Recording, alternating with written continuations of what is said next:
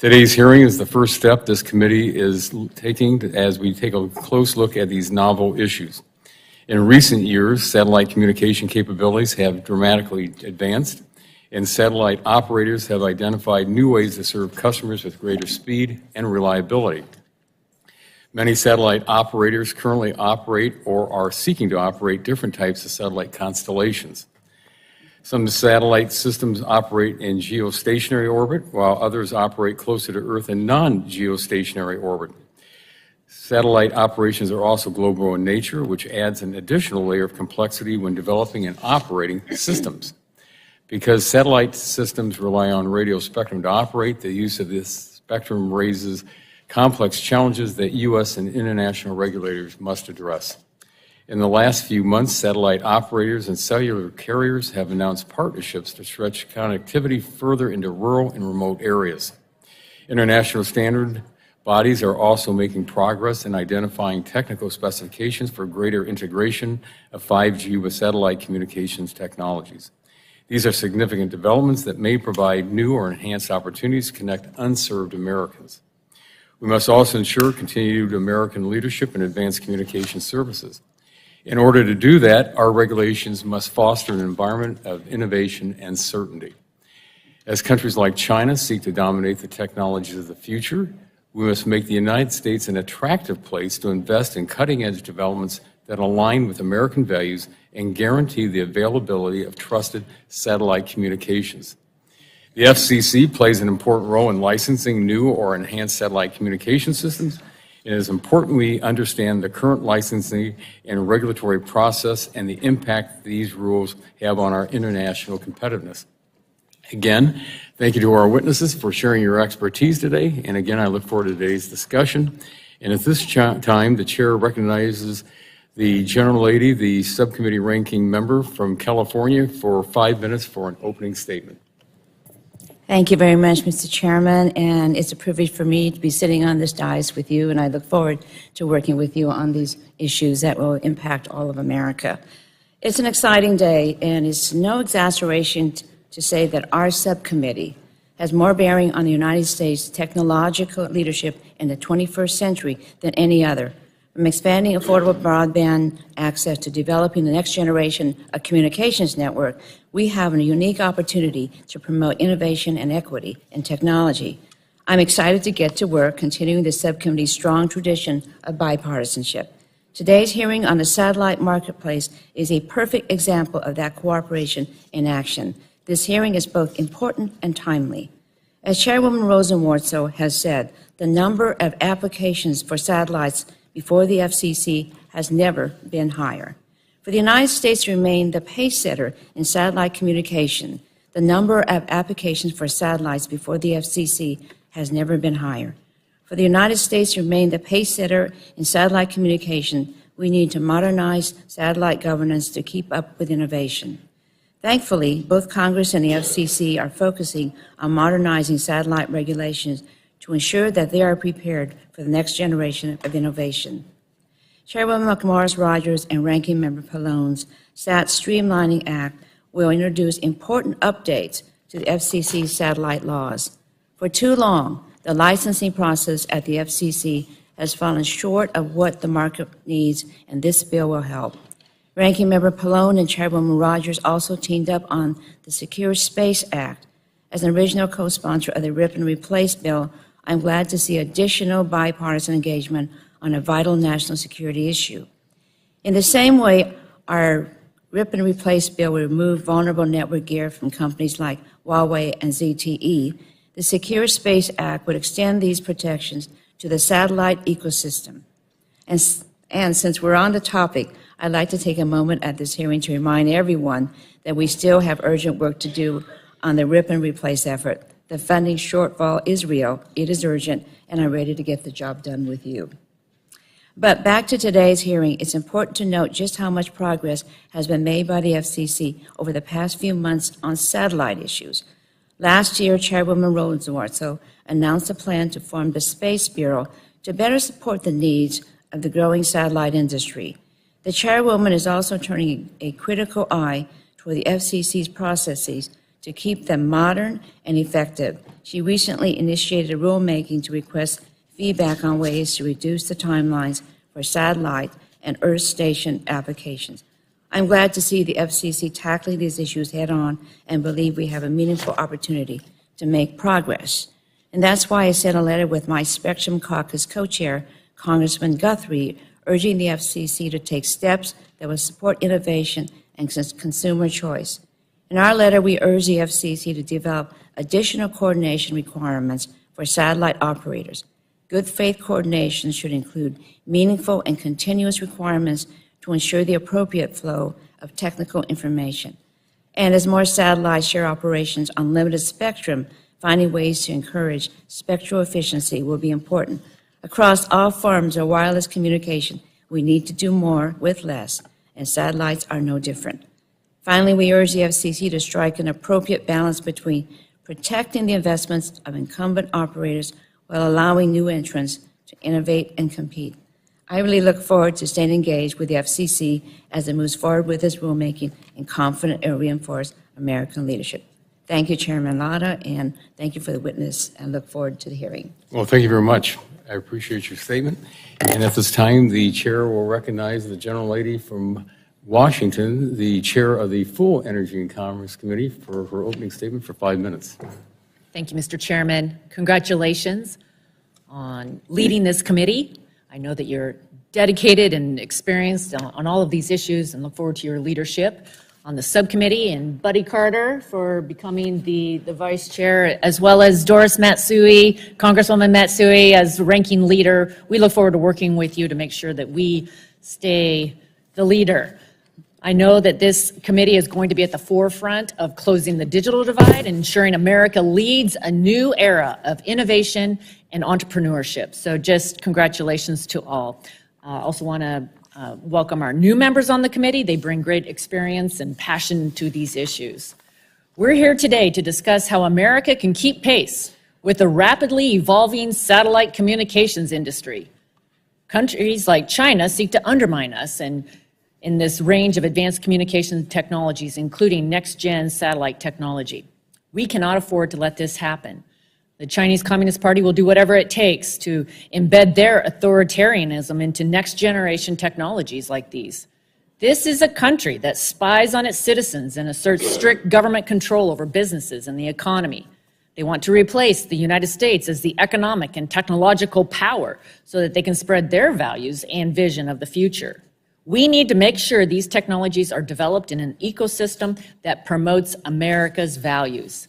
As this technology evolves, we must reevaluate and adapt the regulatory environment to make sure that America is winning the future, that we're beating China, and continue to push the limits of innovation to solidify American dominance. Satellite technologies have become vital to the communications marketplace, providing services to connect millions of America's homes and businesses. To ensure United States leadership, we need to foster a regulatory environment that encourages innovation and guarantees that the reliable services they provide remain available to combat bad actors seeking to undermine our national interest. This subcommittee is at the forefront of protecting and enhancing technological innovation in the United States. We're responsible for overseeing the Federal Communications Commission, FCC, and the National Telecommunications Information Administration, NTIA. In recent years, the satellite marketplace has seen a surge of investment because of a combination of lower launch cost to innovations that have made satellites more affordable, reliable, and available.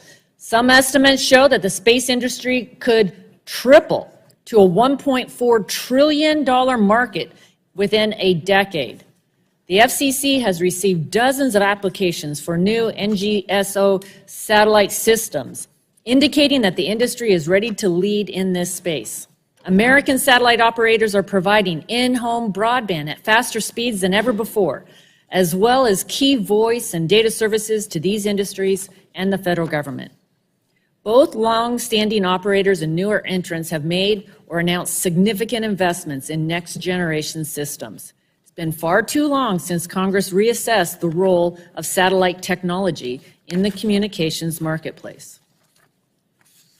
and whether or not our regulatory environment encourages investment in innovation in the space economy or hampers it. Today's hearing is the first step in what will be a robust effort to evaluate the state of the satellite marketplace. Many existing and proposed satellite systems raise novel questions about the use of space and spectrum that the FCC's rules do not address. For example, large non-geostationary orbit or NGSO satellite systems use spectrum more intensely than other types of satellite systems. These NGSO systems are required to share spectrum, and the rules that govern sharing will be a critical ingredient to their success. Moreover, the satellite marketplace is global. Operators from around the world need to be able to license in many different regions, including the United States. Because of the global nature of the satellite industry, we need to consider international considerations of the use of spectrum, as well as the other resources that are unique to the industry.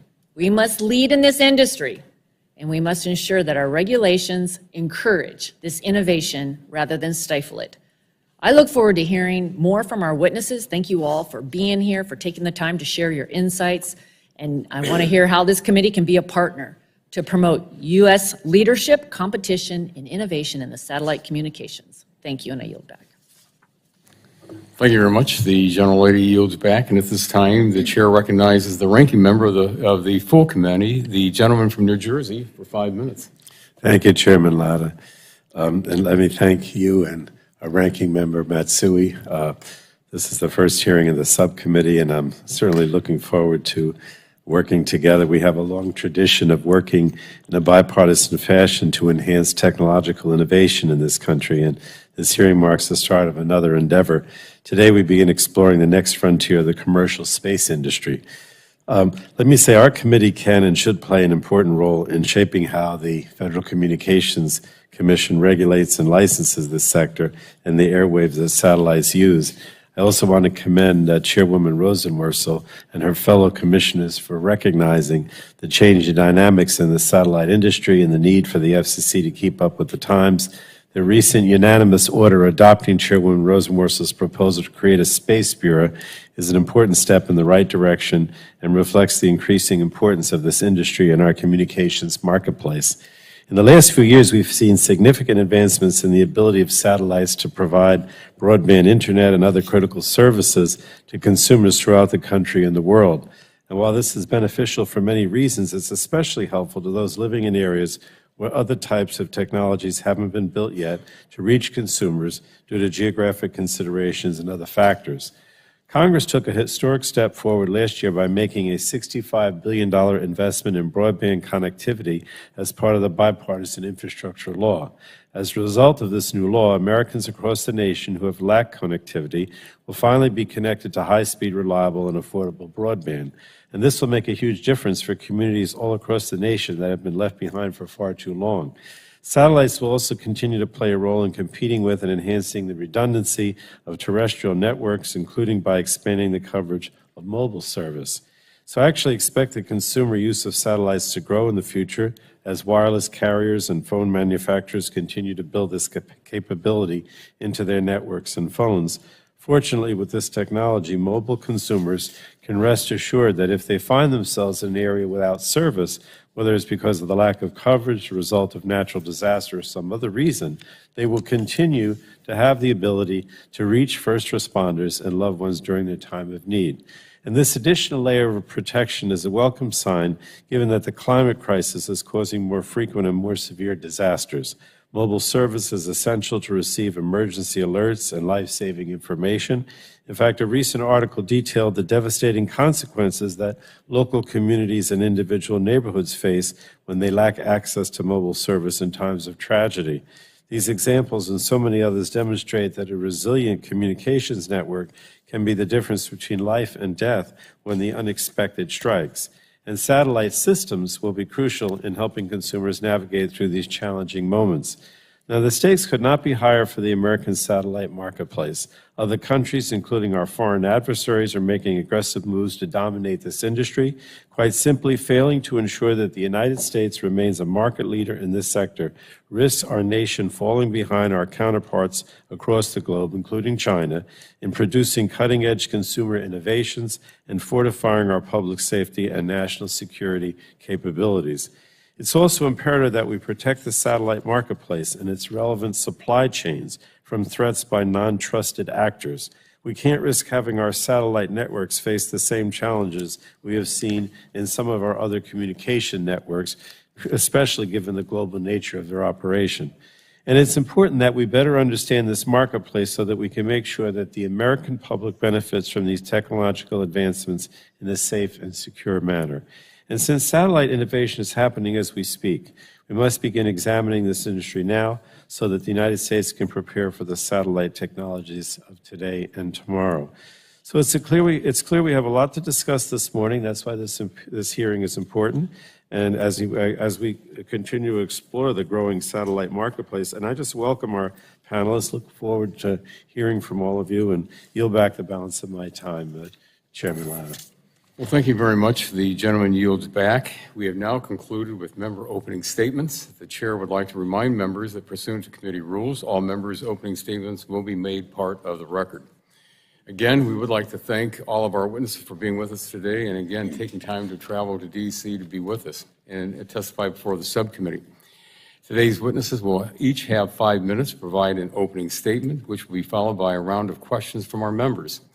Our witness panel for today's hearing will include Mr. Tom Stroup, President of the Satellite Industry Association, Ms. Julie Zoller, Head of the Global Regulatory Affairs with Project Kipper at Amazon, Ms. Jennifer Manner, Senior Vice President of Regulatory Affairs at EchoStar Corporation, Ms. Marco Deckard, Co-Founder and Chief Operating Officer of Link Global, and Ms. Carrie Bingham, Director of Aerospace Security Projects and Senior Fellow at the International Security Program at the Center for Strategic International Studies.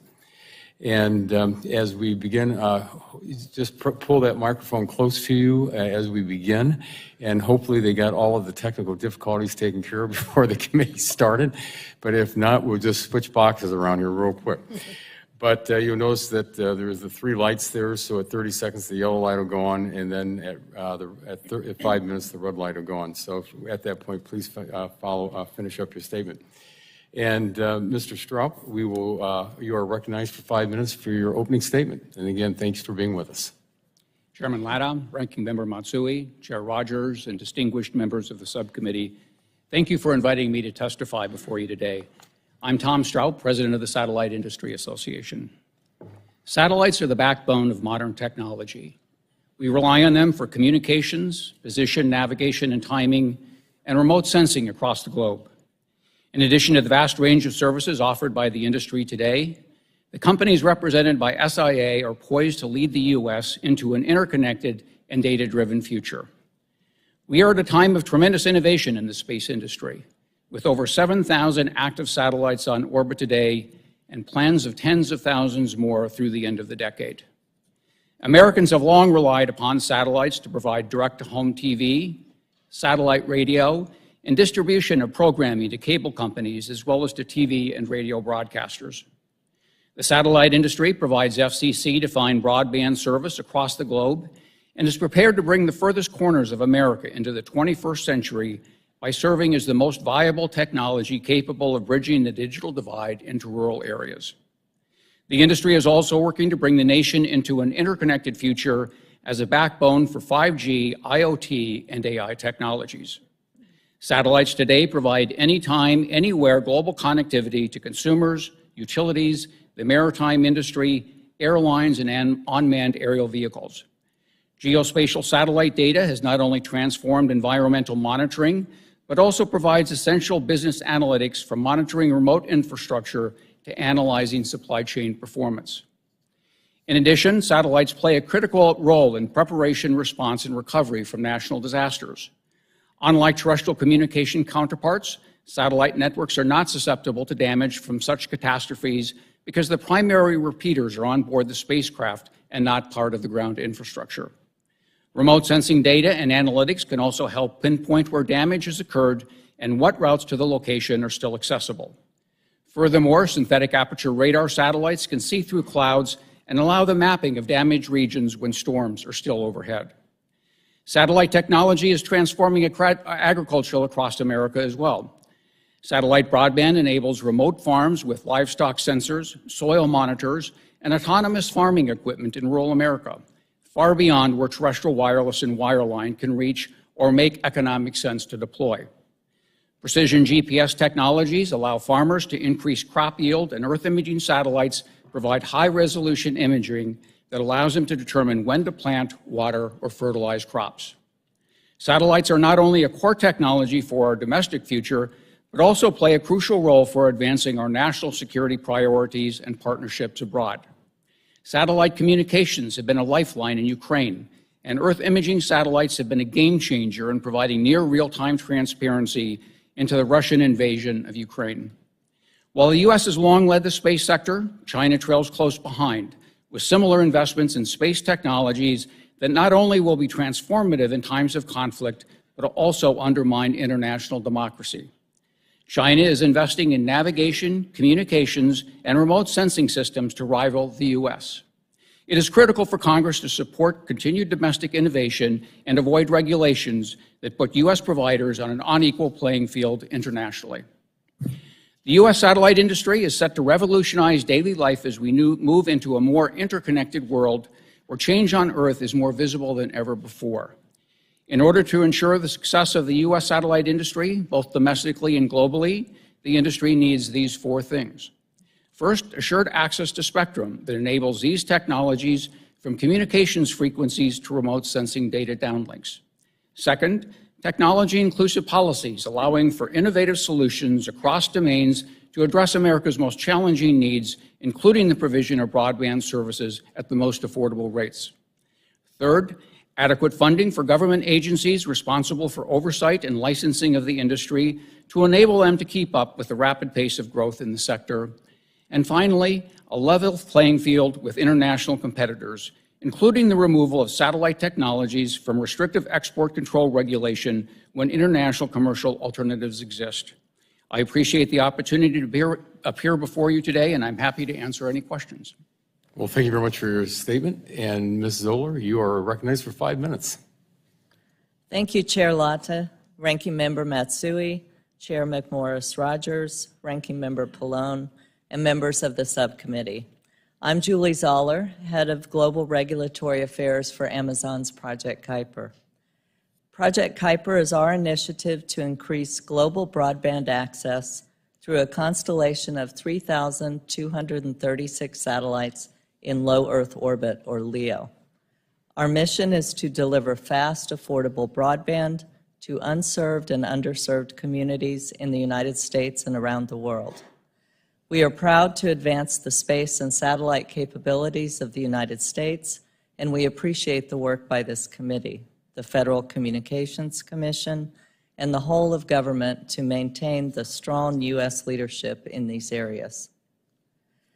Amazon is built around three big ideas: customer obsession, long-term thinking, and a willingness to invent. And Kuiper is an example of how we bring these principles to life.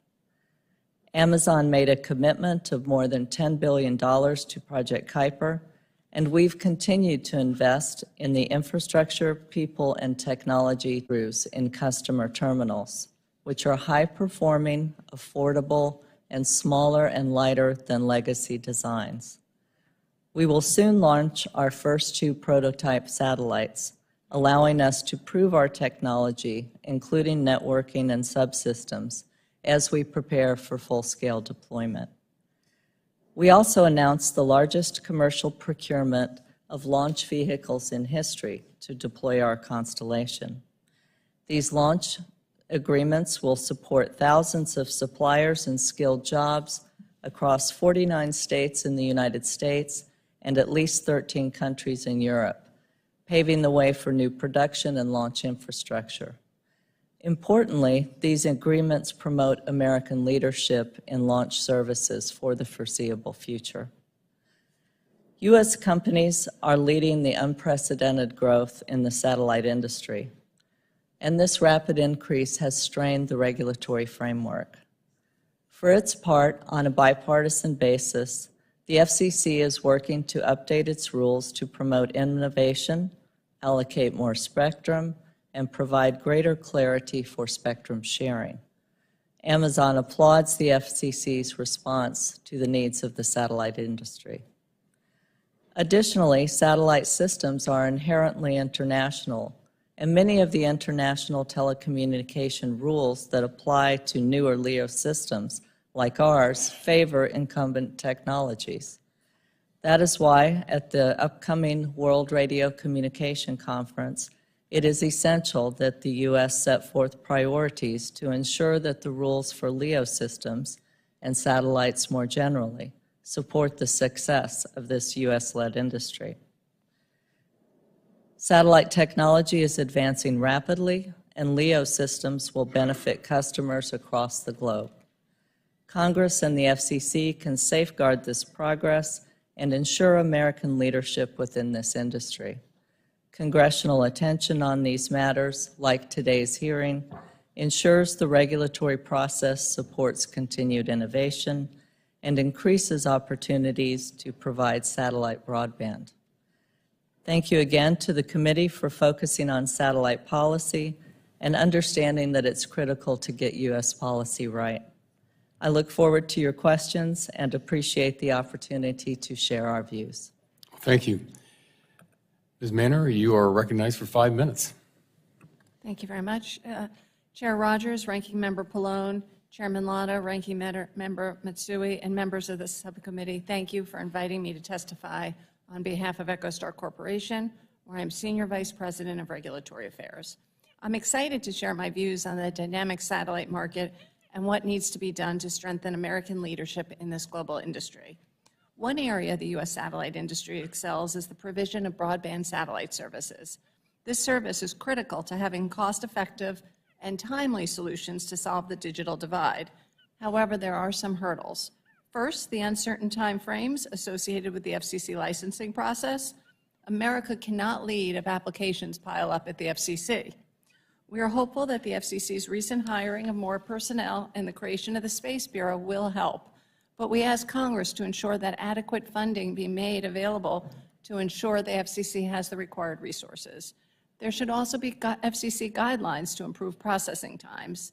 Similarly, it's critical that technology inclusiveness govern broadband policies, including grant funding. Satellites provide cost-effective broadband services where it's too expensive or impossible to deploy terrestrial infrastructure. Yet some broadband funding programs are essentially closed to satellite operators. Accordingly, in order to ensure all Americans have broadband, the government should ensure that grant programs enable the use of satellite broadband technology.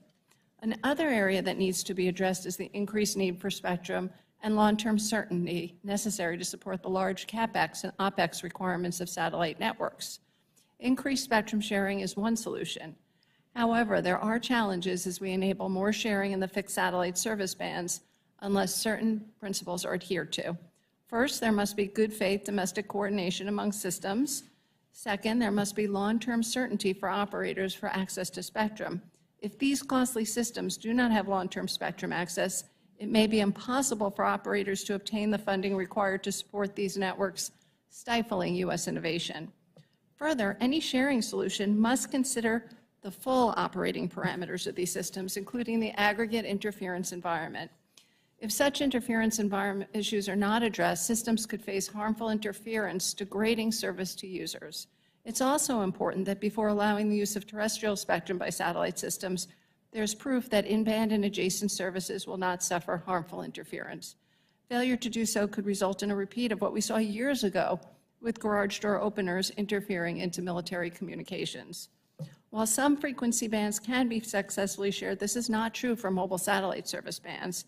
Exciting uses of the MSS band, such as IoT and direct-to-device services, are happening because of advances in technologies and the development of standards.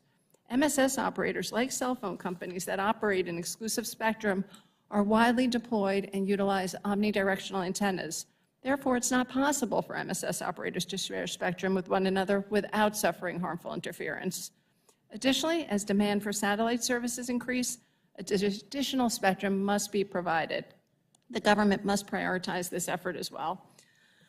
Of equal importance is including satellite technologies and standards developments. It's taken over a decade for satellite to be included in 3GPP standards. We're at an important juncture now as we further advance the inclusion of satellite in 5G and 6G standards at 3GPP and at the ITU. Accordingly, the U.S. government, as a participant, it's critical that it support the U.S. satellite industry. Finally, I'd like to call attention to the upcoming 2023 World Radio Conference and other ITU work. If the U.S. is going to prioritize domestically American satellite leadership, it must continue this support at the ITU. We're at the most exciting time in the satellite industry in our lifetimes. Satellite communications is poised to become a day-to-day presence. It's critical that the subcommittee takes a leadership role in this area and fosters an environment that enables the U.S. to continue to revolutionize this very important sector. EchoStar is committed to working with Congress, the FCC, and the administration to advance policies that facilitate the U.S. leadership in the satellite marketplace. By taking the lead now, the U.S. can be sure of continued leadership, not just now, but also in the future. Thank you for the opportunity to testify, and I welcome any questions. Well, and again, thank you very much for your testimony. And Ms. Deckard, you are recognized for 5 minutes. Good morning. You want to pull your microphone right up to you there? There you go. Thank you. Thank you. Good morning, Chair McMorris-Rogers, Ranking Member Pallone, Chairman Latta, and Ranking Member Matsui, and members of the subcommittee. Thank you for the opportunity to join this important conversation. My name is Margot Deckard, and I am a co-founder and chief operating officer of Link Global. I'm a systems engineer and a retired first responder, and I've spent the past 3 decades working in the humanitarian, defense, and space sectors. I am pleased to share Link's story with you, not only because our story highlights the new space revolution, but it also highlights the need for our government to support this revolution in order for America to lead. Link was born from the work that I did in the 2014 Ebola pandemic crisis response in Liberia and Sierra Leone. While looking at BGAN terminals that were deployed to forward field hospitals, I noticed that most of these VideoSat terminals were only utilized for texting. Think about the information that can be conveyed in a text. Infection rates, fatalities, supply requests. Think about the time saved if a team just has to grab their phone and their go bag and respond to a crisis. It is very clear that the terminal is the problem. It has to be the device already in everybody's pocket, the one they can afford. So together with my fellow co-founders, we invented cell towers in space that connect to that device already in your pocket. We are the world's only patented, proven from orbit, and commercially licensed by the FCC satellite direct-to-phone system. As of January 3rd, we have 3 cell towers in space, including the first 5G-enabled payload. We're testing in 18 countries on all 7 continents. With $2.5 billion in contracts, we're going to begin international intermittent commercial service in April. Link partners with mobile network operators.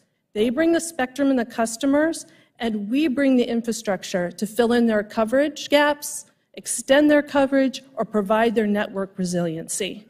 We do this by taking the terrestrial base station and moving it onto our small satellites in low Earth orbit and solving for Doppler shift and the extended range time delay. That's our patented secret sauce.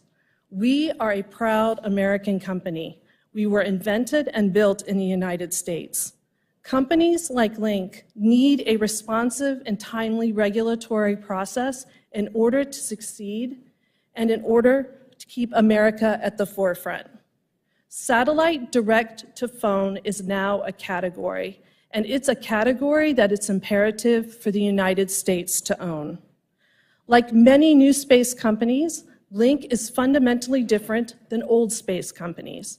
We're leaner and more agile. In fact, our first payload went from a drawing on a napkin to flying in space in 6 months. Supporting new space companies, protecting their intellectual property and speed to market is absolutely critical for American leadership because foreign governments will not slow down their companies. We can end digital poverty with this technology. Just like the printing press brought knowledge to the masses, so does connectivity provide quality of life, education, participation in a global society and economy, and resiliency. I'd like to share with you a personal story that really highlights the potential benefits of this technology. When I was a paramedic, I ran in a rural area near Xenia, Ohio. In 2000, my community got hit by a tornado, and my neighbor tragically was in his barn when the tornado demolished it. My neighbor's wife and I dug him out of the barn with our bare hands, and miraculously, some kid in a red pickup truck showed up and offered to take him to the nearest hospital. Now, when you get to that end of that street, you can turn right to Green Memorial Hospital, or you can turn left to Miami Valley Hospital. Which way to turn? I was about to guess at a life and death decision. What I would have given for a satellite to fly overhead and transmit a text to first responders, green, not accepting patients, Highway 35, open to the valley, to the device that is always with me. Link can do that today. Thank you so much for your time, and I look forward to the dialogue. And thank you very much for your testimony. And Ms. Bingham, you are recognized for 5 minutes. Great, thank you. Chairman Latta, Ranking Member Matsui, Chairwoman Rogers, and Ranking Member Pallone, subcommittee members as well. Thank you for the opportunity to appear before you today. CSIS does not take policy positions, so the views here are my own. Let me start with 3 main points. 1, we are witnessing technology and economic trends in the satellite marketplace that make this time different than before and leave me bullish on the viability of the commercial space sector and its impact. 2, foreign competition, especially from China, is intensifying. China is coming after our lead and they don't play by our rules. 3, our leadership in space isn't guaranteed, nor is it a lost cause. I believe there are steps the government can take with urgency and purpose to keep that lead, including in regulatory and export policy reforms. It is an exciting time to be in the space community.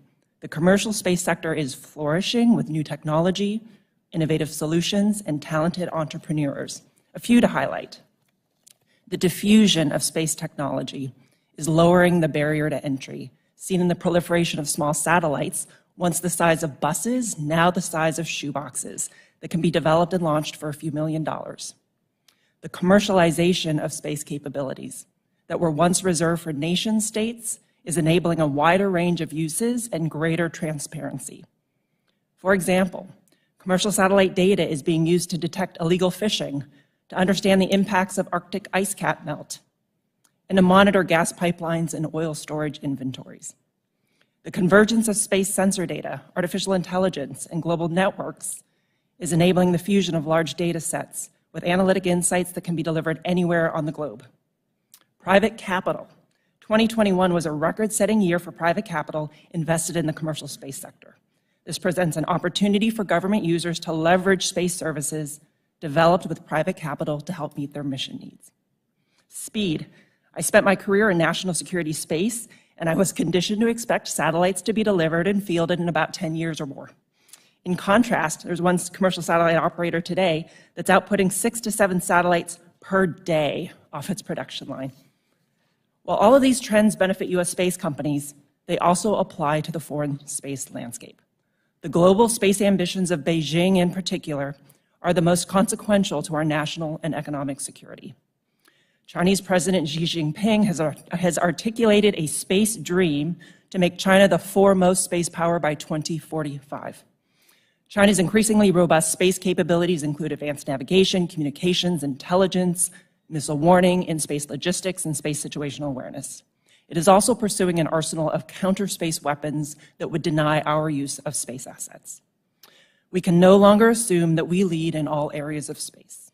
For example, in 2021, the National Geospatial Intelligence Agency assessed that China was the global leader in 3 of 9 categories of commercial space-based imagery capabilities. U.S. commercial providers maintained the lead in only 3. A particularly acute area of space competition is in commercial SATCOM, which CSIS recently examined in a study on low Earth orbit broadband networks that I commend to your reading. These constellations offer a compelling solution for bridging the digital divide, specifically for rural and underserved communities, as nearly 40% of the world's population and 28% of rural households in America remain unconnected. China's global space objectives, including a planned LEO broadband network, have been incorporated into its Digital Silk Road initiative. However, this expanding space network comes at a price. Foreign customers of Chinese LEO broadband services should assume that their data will be sent to Beijing and that Beijing will surveil users and block internet access at will. After all, China has a national intelligence law that requires organizations and citizens to support intelligence work and to keep it secret. So let me offer a few recommendations that can help maintain U.S. leadership in space and position U.S. companies to retain their competitive advantage. Make simple changes in regulatory and licensing processes, such as establishing defined timelines and opening communication channels with companies. Revisit technology export control policies, ITAR specifically, that are hindering space cooperation with our allies and partners who we will need to successfully compete. Take a leadership role in key international coordination bodies. A U.S. person is taking on leadership of the ITU after 8 years of Chinese leadership. Seek greater adoption and integration of commercial space capabilities and services to support mission needs. Finally, the Department of Commerce in 2018 was given responsibility to provide basic safety services to commercial space operators and the public. I would encourage Commerce to be forward-leaning in executing and resourcing these efforts within their Office of Space Commerce. Thank you again for the time today, and I look forward to your questions. And again, thank you to all of our witnesses today for your statements. We greatly appreciate it here on the Energy and Commerce Committee and hearing what you're saying today. We look over the horizon 5 to 10 years because that's where you all are. And so to get the right legislation and the regulations in place, we need to hear from you. So we appreciate you being here today. This begins our questions from our members, and I will begin the questioning and recognize myself for 5 minutes. Mr. Straub, in your statement, you speak of the state of the satellite industry. What do you see as some of the greatest challenges of the industry that's facing you at this time? Thank you for the question. I think that the 4 primary challenges that the industry is facing are continued access to spectrum. All of the services that we've talked about rely on spectrum. It's an increasingly shortage resource, but we cannot continue to grow without access to spectrum. The next is a stable regulatory environment and sufficient resources for those organizations that oversee the industry. Geostationary satellites are expected to have a lifespan of 15 to 20 years. Non-geostationary constellations often cost $5 to $10 billion to deploy. And so having a stable regulatory environment to ensure that the rules don't change during the lifespan of a satellite or a constellations is important. We commend the FCC for their plans to create a space bureau and the increased resources that have been made available to address the tremendous number of applications that have been filed, but continued resources for the FCC and other oversight organizations is important. Space sustainability is important. Given the tremendous increase in the number of satellites, knowledge of where they are and other objects in space is important, and we're happy to see the Office of Space Commerce funded to be able to put together a space situational awareness capability. And then finally, something that I think that most of the speakers today have touched upon is international competition, especially as a potential restrictions on U.S. companies that might not apply to our international competitors. Well, thank you very much. Ms. Manner, you have extensive experience working with the FCC to authorize the various systems and services that Hughes EchoStar provides. What is the FCC's current role in licensing satellite systems, and what information they consider when approving a license request? Oh, if you'd turn your speaker on, thank you. Sorry, thank you, Mr. Chairman, for the question.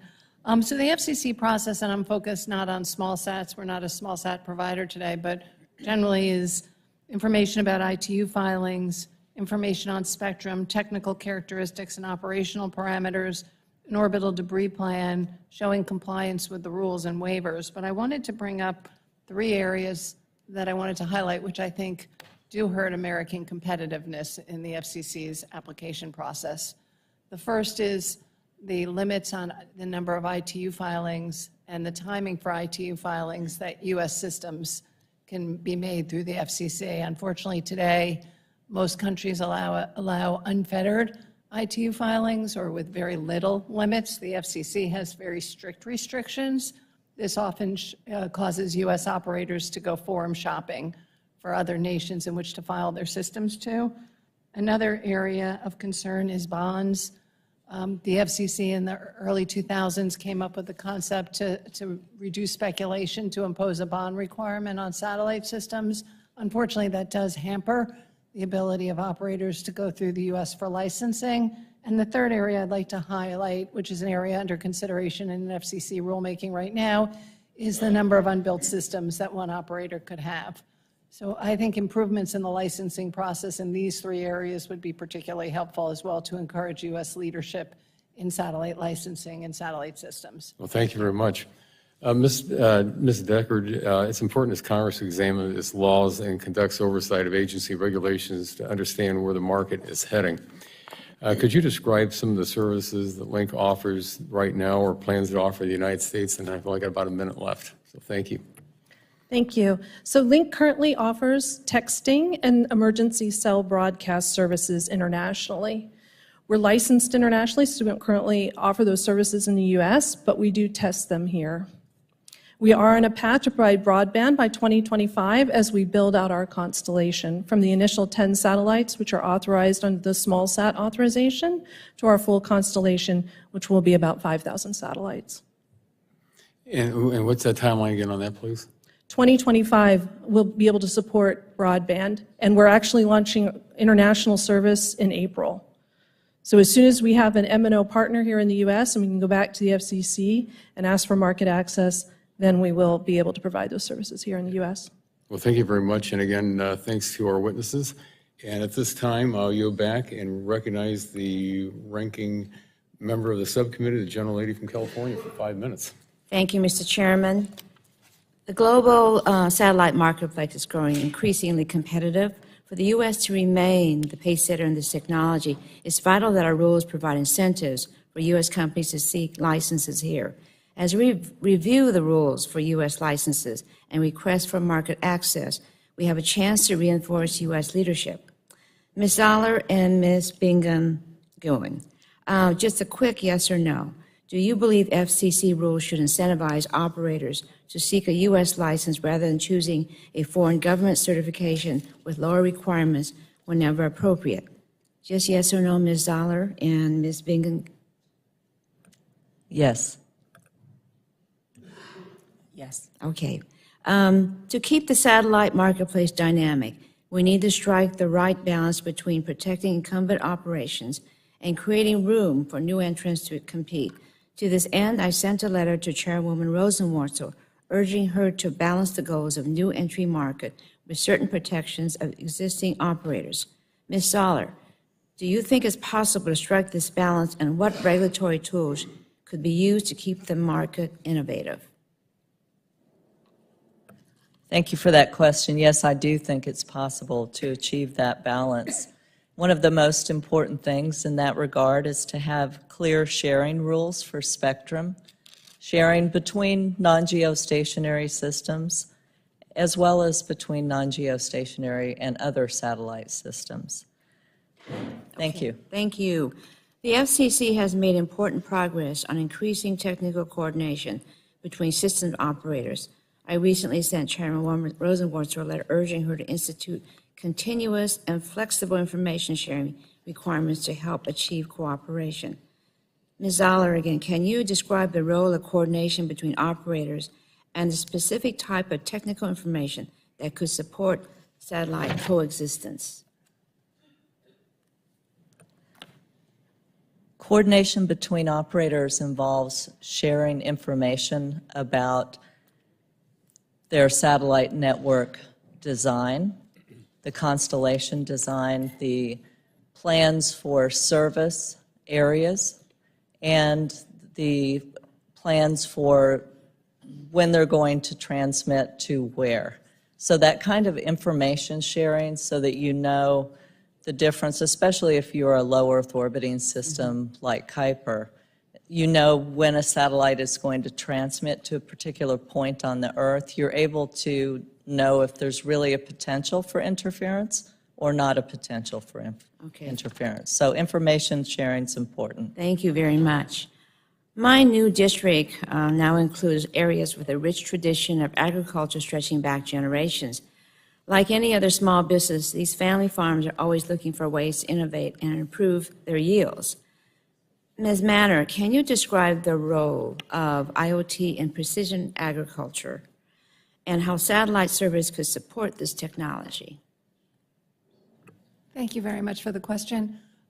So first off, satellite is one of many solutions. You have, of course, fiber, terrestrial wireless, fixed wireless. Satellite's particularly good in rural areas, which are part of your district, where you can use satellites for everything from monitoring, the level of moisture in the ground to working with your tractors and other farm equipment to either ensure navigation if you need broadband. You could download maps and other information. So it has a wide variety of uses. It can also connect all the devices in a farm. And when you're talking about larger farms that are a conglomerate of different farms, you can also share information among each other, which is something that we've seen been done. Okay, thank you. As a co-chair of the Spectrum Caucus, I understand the increasing demand for spectrum across all industries. As we look to the future, the satellite industry, like other wireless communication industries, will need to find ways to be more efficient with the spectrum it has to accommodate more users. Ms. Zoller, what technologies are available today to improve spectrum efficiency, and what could be done in the future? Thank you for the question. LEO systems are uniquely suited for spectrum efficiency because many satellites are visible to a given point on the Earth, and also the ability to use small beams enables LEO systems to reuse spectrum intensively. Okay, thank you very much. And I'd like to thank the witnesses for being here today, and I'm sure we'll be speaking with you more often. Thank you. Yield back. The gentlelady yields back, and at this time, the chair recognizes the gentlelady from Washington, the chair of the full committee, for 5 minutes.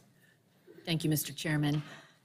The Energy and Commerce Committee has been a long leader in advancing 5G, autonomous vehicles, and other advanced technologies. In each of these areas, competitors like China have sought to undermine U.S. leadership in developing and deploying these services, like the planned 13,000 satellite StarNet constellation. Ms. Bingen, there you are. What are the greatest threats to the United States in space, and how should we be thinking about these national security issues in the satellite communications industry? Right. No, thank you for that question, Madam Chair. So I look at threats to U.S. space capabilities in two ways. One is security and one is economic. So on the security front, our adversaries know how important space is, not just to our daily lives, to our financial transactions, but to how our military fights wars. We cannot project power overseas without relying on space capabilities, navigation, communications, etc. They know how valuable that is, and they are developing weapons to deny our use of that. We've actually seen it in Ukraine, so this is not a hypothetical, where Russia early in the conflict sought to target commercial communication satellites, sought to deny GPS as well. On the economic front, we are clearly in a technology and a space race with China, and President Xi has made it very clear with top-down direction. He's prioritized aerospace as a technology area. There are massive private and public sector investments, and they've given their companies quite a bit of leeway. So what I think is interesting here is in the past, our government has led in this area, and now it is really the commercial sector leading the way. And where that economic and that security piece come together for me is our military has long relied on a technology advantage. As that advantage is starting to close, I'm concerned about our military advantage eroding as well. Thank you. I appreciate that. Ms. Zoller, the satellite industry has seen significant growth and change in the last several years. Amazon Kuiper is one example of a company that's innovative and saw an opportunity to enter the marketplace as a new operator. Would you speak to us about your experience getting Project Kuiper licensed and what have been some of the biggest challenges you've faced through the process? Thank you for the question. Our experience has been positive. We received our license to launch and operate the Kuiper constellation in July of 2020.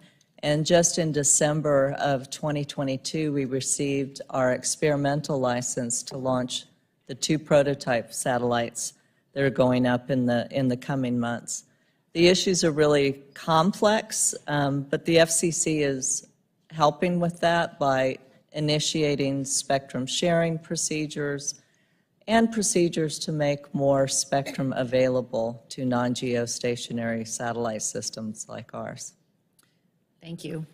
Ms. Manner, you offer many different services, from fixed satellite service that provides in-home broadband to mobile satellite service that provides highly reliable voice or data services to utilities or the transportation sector. Given that these services transcend national borders, can you speak to us about how these services are coordinated globally?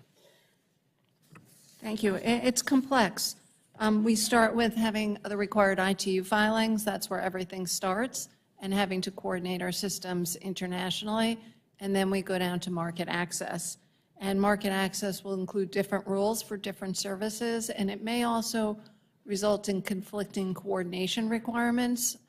Just yesterday, we announced a new LEO system, MSS, and just looking at the 3 largest markets in the Americas, the US, Brazil, and Canada, we will be subject possibly to 3 different coordination requirements of our system. So not only do we have the ITU coordination requirements, we have those of individual countries. So one thing that would be helpful is if we had a single international regime that all countries used, as opposed to a patchwork, but we still have the patchwork with the market access. And then standards is the third portion of this. And one of the things we're very proud of was being a leader at 3GPP and in getting satellite included in the 3GPP standards, which creates global ecosystems and gives signals to countries on where to allow certain technologies. So we think that helps our market access as well. Thank you. I appreciate that. And thank you again, everyone, for being here, sharing your insights. I yield back. Well, thank you very much. The gentlelady yields back, and at this time, the chair recognizes the gentleman from New Jersey, the ranking member of the full committee, for 5 minutes. Thank you, Chairman Latta. I mentioned earlier that I'm interested in how new and novel satellite technologies can bridge the connectivity gap during natural disasters like hurricanes and wildfires, because these events have a strong track record of bringing down our communications infrastructure for extended periods. And we have to consider how innovation in this area can help reduce the number and lengths of outages that our communities have to deal with at the time they're perhaps most in need of a connection to call a first responder or a loved one, or to get life-saving emergency items. So I wanted to get one question into Ms. Decker and another to Ms. Bingen. Let me start with Ms. Decker. Can you describe how satellite-based services like those offered by Link can ensure that our ability to reach emergency services in times of disaster are not interrupted, even if our traditional communications infrastructure is offline, and what has changed to make this service possible? And in your experience as a first responder, how can lives be saved by having this kind of network redundancy in place during emergencies? Thank you for the question. So Link is a fundamental change in the way we deliver communications. First of all, by using UHF bands from space, we connect to that unmodified phone already in everyone's pocket.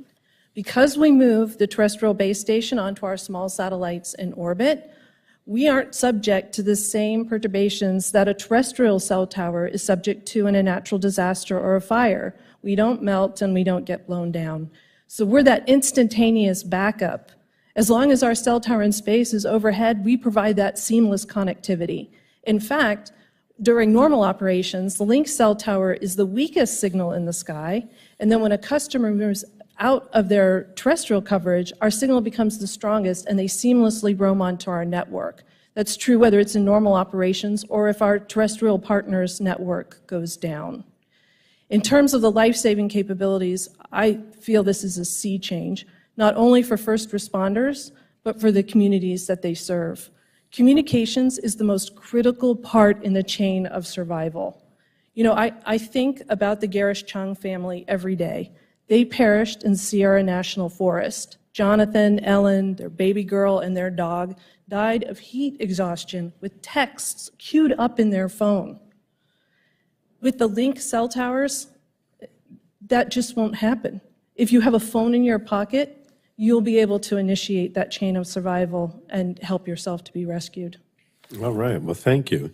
Now, these last several years, there's been an ongoing conversation in Congress and across the government about how to support American innovation, particularly in the technology sector, and also to ensure that our communications networks and technology are not used by bad actors and our foreign adversaries to do harm. So, Ms. Bingen, in your testimony, you note that in the aerospace sector, and I quote, Beijing's economic and industrial espionage against the U.S. continues to represent a significant threat to America's prosperity, security, and competitive advantage. So can you describe in greater detail why satellite technology poses that threat, and do you think it's important to ensure that satellite systems that are owned and operated by bad actors and foreign adversaries are prevented from either being licensed here in the U.S. or gaining access to U.S. markets? Thank you, sir. I would say that Chinese vendors, and I would use ZTE and Huawei as examples, they do pose a significant risk to our security. They're subject to Chinese government controls. And China has made it very clear they're out to steal our technology and apply it to their military and to advancing their own technology sector. Whether we're talking satellites or we're talking terrestrial communications infrastructure, if it's a Chinese system, if China built it, if they operated it, they now have the means and the access. They can build in back doors. They have the means and access to block users' access to that network, to potentially censor content, to exfiltrate sensitive data, personal information, and bring that back to Beijing, plus the ability, as you said, sir, to conduct espionage or possibly even sabotage. An example of that is the African Union headquarters. Beijing funded it, their state-owned enterprises built it, and they operate the network. It was reported that for 5 years, that data from the African Union headquarters was being siphoned off and sent back to Beijing. So that's why I say, you would, as a user of Chinese networks, you would have to assume that that was a possibility. All right, thank you so much. I yield back, Mr. Chairman. Thank you very much. The gentleman yields back, and at this time, the chair will recognize members as they came in at the gavel. And at this time, the chair will recognize the gentleman from the 2nd District of Florida for 5 minutes. Thank you very much, Mr. Chairman. I want to thank the panelists as well for their testimony. The United States literally must remain a global leader in innovative satellite technologies and communications. The federal government should play a supporting role in this by ensuring that the regulatory process does not inhibit innovation with overly burdensome regulations. This is why I reintroduced the Launches Act with my esteemed colleague from Florida, Congressman Soto. The Launches Act streamlines the bureaucratic elements of the rocket launching process, making it easier for private companies to obtain the spectrum necessary for launches. I look forward to working with Congressman Soto, the members of the committee, and the entire House on the passage of this bill this session. Another goal that is particularly important to me is bringing rural broadband access to every square foot of the Florida Panhandle. The ability to maintain internet access during and after natural disasters is vitally important to saving lives. We witnessed that firsthand after Hurricane Michael devastated the Panhandle in 2018, taking out our communications. Satellite communications can play a really important role in that mission. So we need to ensure that the regulatory process supports the innovations happening at companies like yours and throughout the entire satellite industry. Mr. Stroop, I'm interested in hearing what the industry considers its most pressing issue right now. I believe the most pressing issue today, as it has been for some period of time, is access to spectrum, continued access to Spectrum. spectrum. Very good. Good. Put up, underline it. That's good. Is there a feeling of uncertainty or hesitancy when your members are working with government, and is that an inhibition to innovation? I'm sorry, could you repeat the So it means when your members are working with all the different government regulators that you have to work with, I mean, do they have a feeling they don't know exactly what it is that the regulators want? And does that inhibit them? So certainly regulatory uncertainty is an issue. I mean, for example, a few years ago, we went through Spectrum Frontiers proceeding where we had to start sharing spectrum with the terrestrial industry. That kind of uncertainty creates issues because they've launched satellites with certain capacity operating on certain frequencies that are no longer restricted. So that was one of the reasons for noting stability of regulation is an important issue for our members because it does continue to be an issue. I understand that. I just wanted to hear you say it because I know how important that is. We talk about spectrum a lot up here, but we don't seem to actually get to the the goal line very often. Ms. Zoller, from the perspective of the average consumer in rural America, what practical difference would a robust low Earth orbit satellite communication system that's broadly deployed, what are they going to see different on the ground? Thank you for that question. Kuiper is designed specifically to meet the needs of rural and remote citizens by providing high-speed, affordable broadband access to communities that don't have the availability of traditional wired and wireless solutions. That just sort of describes the 2nd District of Florida in a lot of locations. So, we'd love to see that. I can't tell you how many calls we get on that. A quick follow-up. In your testimony, you provided some comments on proposed rules and initiatives that the FCC is working on. Which of those items helps you to deploy faster? The rules on spectrum sharing between non-geostationary systems and understanding how later licensees need to protect earlier licensees. Greater clarity on that point. Thank you. So I'm detecting a common thread here, spectrum.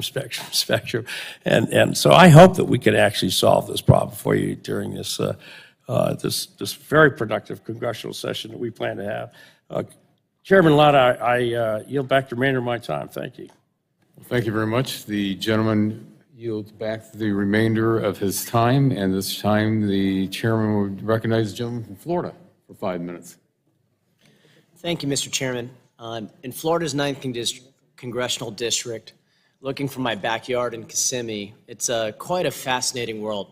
We get to see rockets launch multiple times a week from Cape Canaveral in my colleague Bill Posey's district.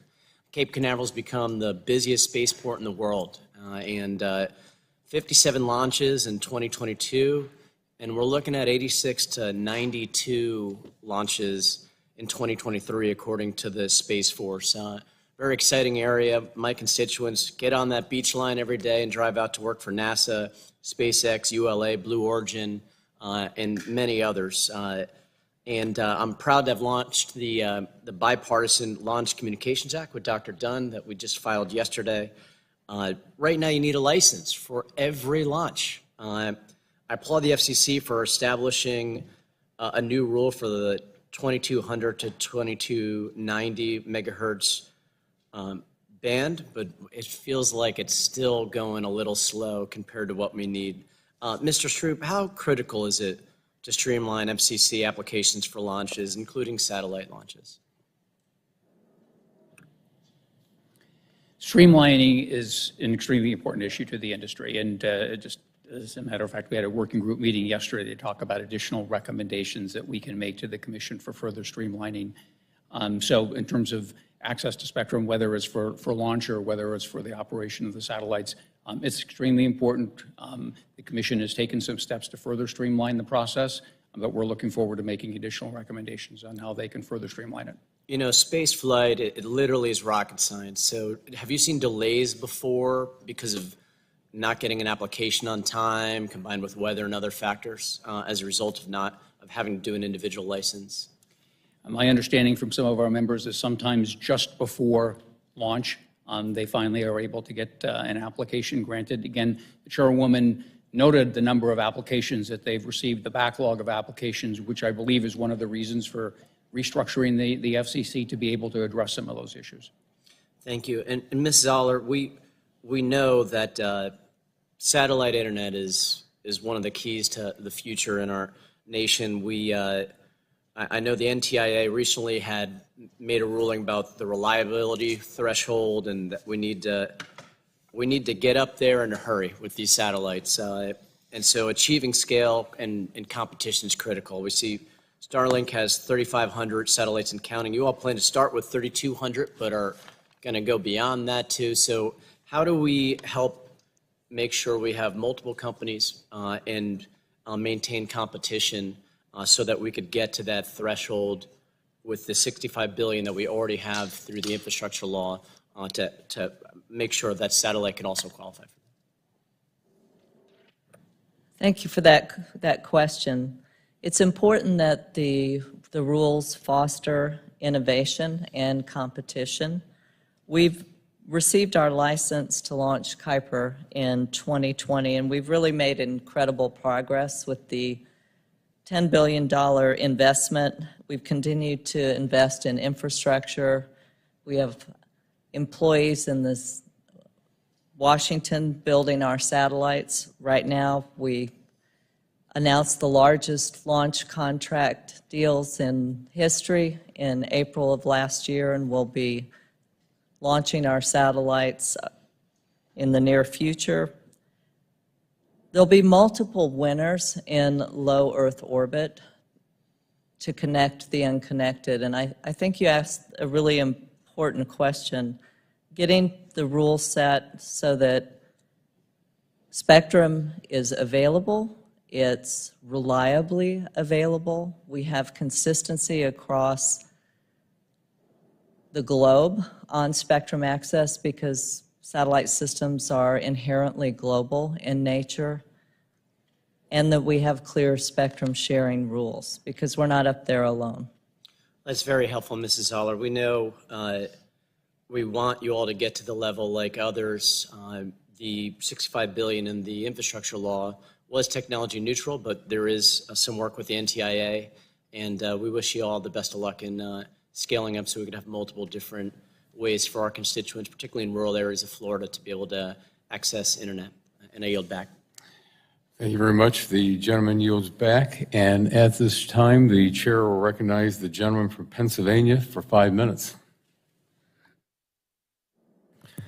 Thank you, Chairman Latta and Ranking Member Matsui, for hosting today's hearing on the satellite marketplace and providing us with an opportunity to highlight the importance of this specific technology and its role for closing the digital divide and ensuring that all Americans have access to fast and reliable broadband. The topography of my congressional district calls for an all-of-the-above approach for getting my constituents connected. From Gettysburg, Pennsylvania to Johnstown, Pennsylvania, satellite technology has the ability to reach those who are and were previously unreachable. I am interested to learn more about how members of this subcommittee can help to bolster the satellite industry and keep the United States as a leader and an innovator in this technology. We can't afford to fall behind our adversaries as we move further into the 21st century. My first question is for both Ms. Bingen and Mr. Straub. Ms. Bingen first. Who do you see as our biggest adversarial competitor when it comes to the satellite industry? And what can we be doing to ensure that the United States remains that leader, that innovator for this technology? Right, thank you, sir. China. And then I'd say in terms of U.S. leadership, our commercial space sector is phenomenal. It is incredibly innovative. We have entrepreneurs that are really pushing the envelope. They are taking risks in areas that the government wouldn't.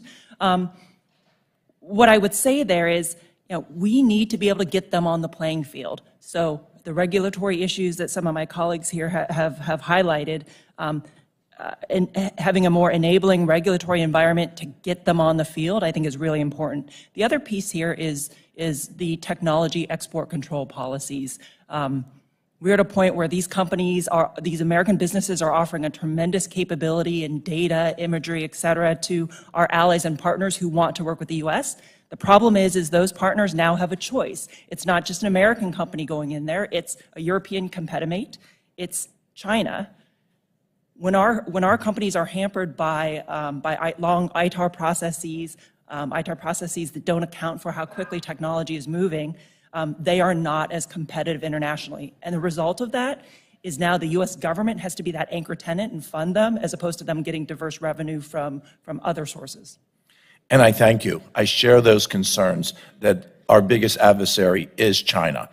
Mr. Straub, would you weigh on this as well, please? I agree with Ms. McGinn's comments, China, and one recommendation that I would make to help ensure a strong broadband industry in the United States is the application of technology-neutral funding rules. So, for example, Congress has made a substantial amount of funding available to bring broadband to the country, across the country. There are areas where satellite is the most cost-effective means of being able to provide that service, and ensuring that satellite companies are eligible for that funding is a way of ensuring not only that Americans get access to that service, but also the health of the industry. Thank you. Ms. Deckard, you mentioned how currently you're planning to provide text services. Can you go into a bit of detail once those text services have been established and continue to evolve? What are the next expansions? What are the next steps that you're looking to take? Thank you for the question. So we are on a path to provide broadband, and along that path, as we build out the constellation and add satellites, we add services. So from texting and emergency cell broadcast, we move to supporting things like IP messaging, digital money, and all those things that especially our international market needs in order to thrive. And then we move to broadband in 2025 and support almost all the traditional services that you enjoy on your phone today. Thank you. My final question is for you, Ms. Zollner.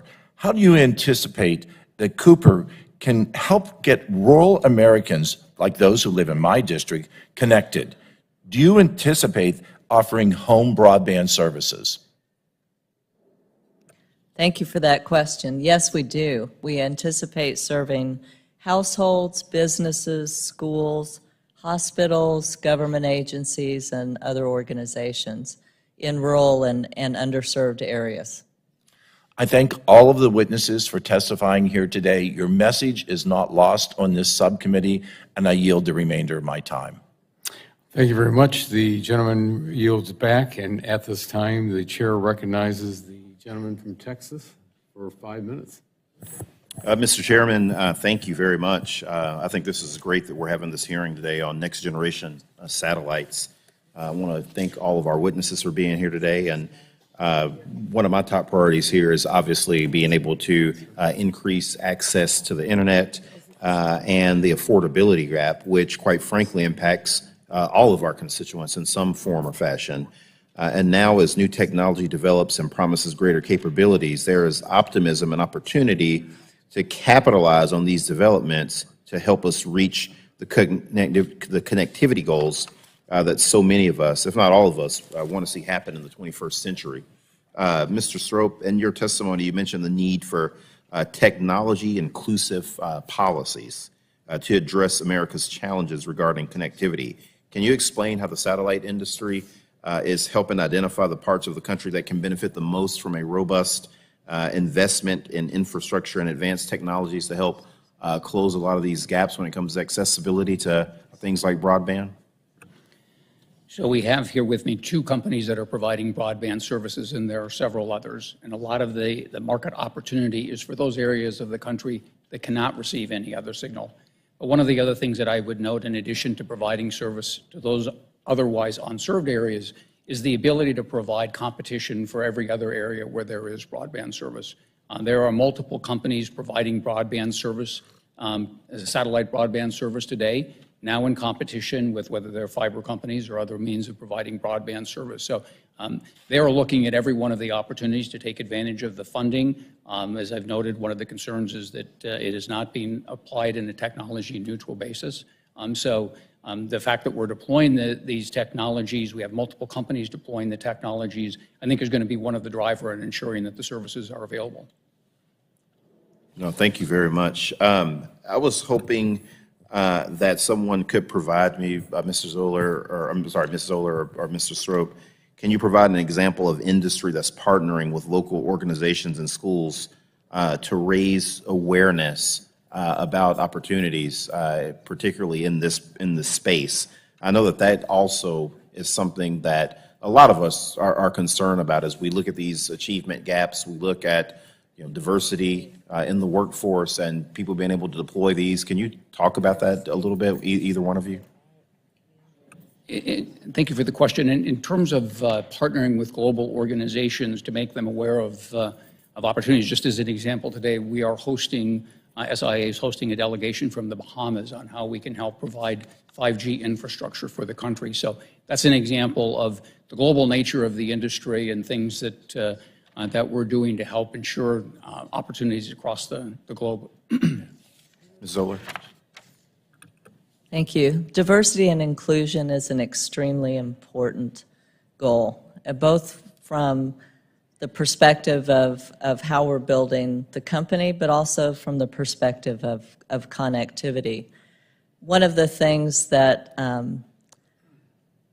is important is STEM education and an emphasis on STEM education in early elementary school, so that we can build that engineering talent to work on satellites like Project Kuiper. Do you believe that there's a lack of interest when it comes to STEM, particularly when we talk about engineering and math, just because a lot of kids are intimidated? I know my son is 16 years old. I know the one thing that his physics teacher said at the very beginning of the year is that, he doesn't want kids to see this as another intimidating math course. And so he's tried to really be creative in the curriculum. Do you think that there's an issue there when it comes to interest among children when it comes to STEM and math-related subject matter? I can only speak from my own experience as an engineer, and having seen fewer women enter the field, I think there is an issue there. I've done tutoring for a number of years, and my focus area in my tutoring work has always been math and science, and helping kids connect to the possibilities that those careers provide, and to be a real-life example of that. Thank you very much. Mr. Chairman, I yield back. Thank you very much. The gentleman yields back the balance of his time, and at this time, the chair will recognize the gentleman from Texas's 14th District for 5 minutes. Thank you, Mr. Chair, and thank you, panel, for being here. I guess I'm going to address this first one. Is it to Stroop? Is that how you say your name? Straub. Straub, that was my next guess. How is the access to spectrum, which was a major concern pretty much everybody voiced, how's that protected? Frequency bands are allocated for specific purposes. Right, and I realize there's a part of the spectrum that's low frequency and there's ultra high frequency, there's very high frequency, but what prevents somebody like China from using all that up? There are international coordination, or there's an international coordination organization that is responsible for that. Certainly there's a desire to avoid interference, because ultimately, if you're interfering with one country's allocation, you're potentially going to have distorted service, I guess would be the best example. But there's an international, the ITU is responsible for international coordination. So whoever wins the widest bandwidth and that allocation wins the satellite war? I think it would certainly provide an advantage. I mean, there are other issues associated with success in the industry, but having access to more spectrum than a competitor would provide you an advantage. How do we prevent that? I'm sorry? How do we prevent that? I think that the United States taking a unified position before the WRC is one of the strongest ways to achieve. Yeah, and I don't mean to sound, I guess, well, maybe I do, pessimistic, but do we really expect China to play by those rules? Does China play by the rules? Well, certainly we've seen that they do not play by the rules in many areas. So again, how do we protect that? Again, I'm sorry to come back to the same answer, but ensuring that the United States has a unified position, promoting the satellite industry as part of the objectives. It's a real problem, isn't it?